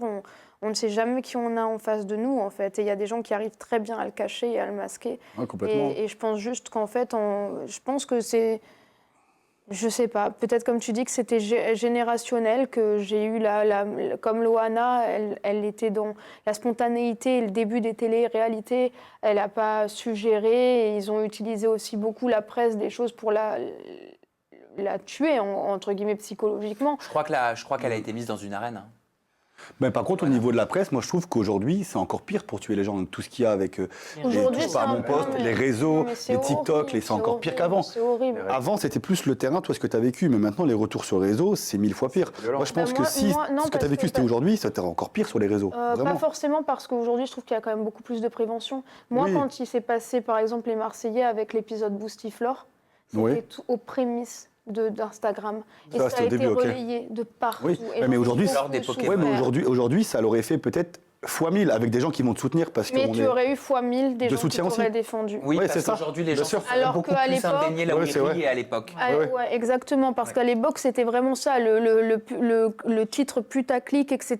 C'était vraiment, on y va, on pousse, on sort du cadre, et c'est en ça que je trouvais ça vraiment hard. Aujourd'hui, on voit plus de Même les qui volent à la médias, télé. tu sais très bien que la plupart des blogueurs de l'époque aussi étaient vachement dans le trash. Oui. Et c'est la vérité. Oui, c'est vrai. Et d'ailleurs, j'admire Jérém, qui est aussi un de mes amis, vraiment. Au début. Et je vais te dire, pour moi, Jérém, ce que j'ai adoré, c'est justement, il a fait son mea culpa. Bien sûr. Tu vois, et lui, il a fait son mea culpa en disant... Et à l'époque, il avait appelé le CSA. Et à l'époque, il a appelé le CSA, il m'a aidé dans mon combat, etc. Vraiment, et c'est une personne que j'ai dans mon cœur et que j'admire. Et vraiment, lui aussi, il a vécu des choses dingues. Et c'est en ça, en fait, que je trouve ça beau d'être dans la prévention aujourd'hui et d'être plus dans le trash et dans le putaclic, en fait. Voilà. Merci Gauthier, merci Aurélie, merci Tim, merci Jinda. Je sais que c'était... merci. Je sais que c'était un Ajax... Je sais que c'était un Ajax qui n'était pas évident, on a abordé des sujets compliqués, mais ce sont des sujets qui font partie de la vie.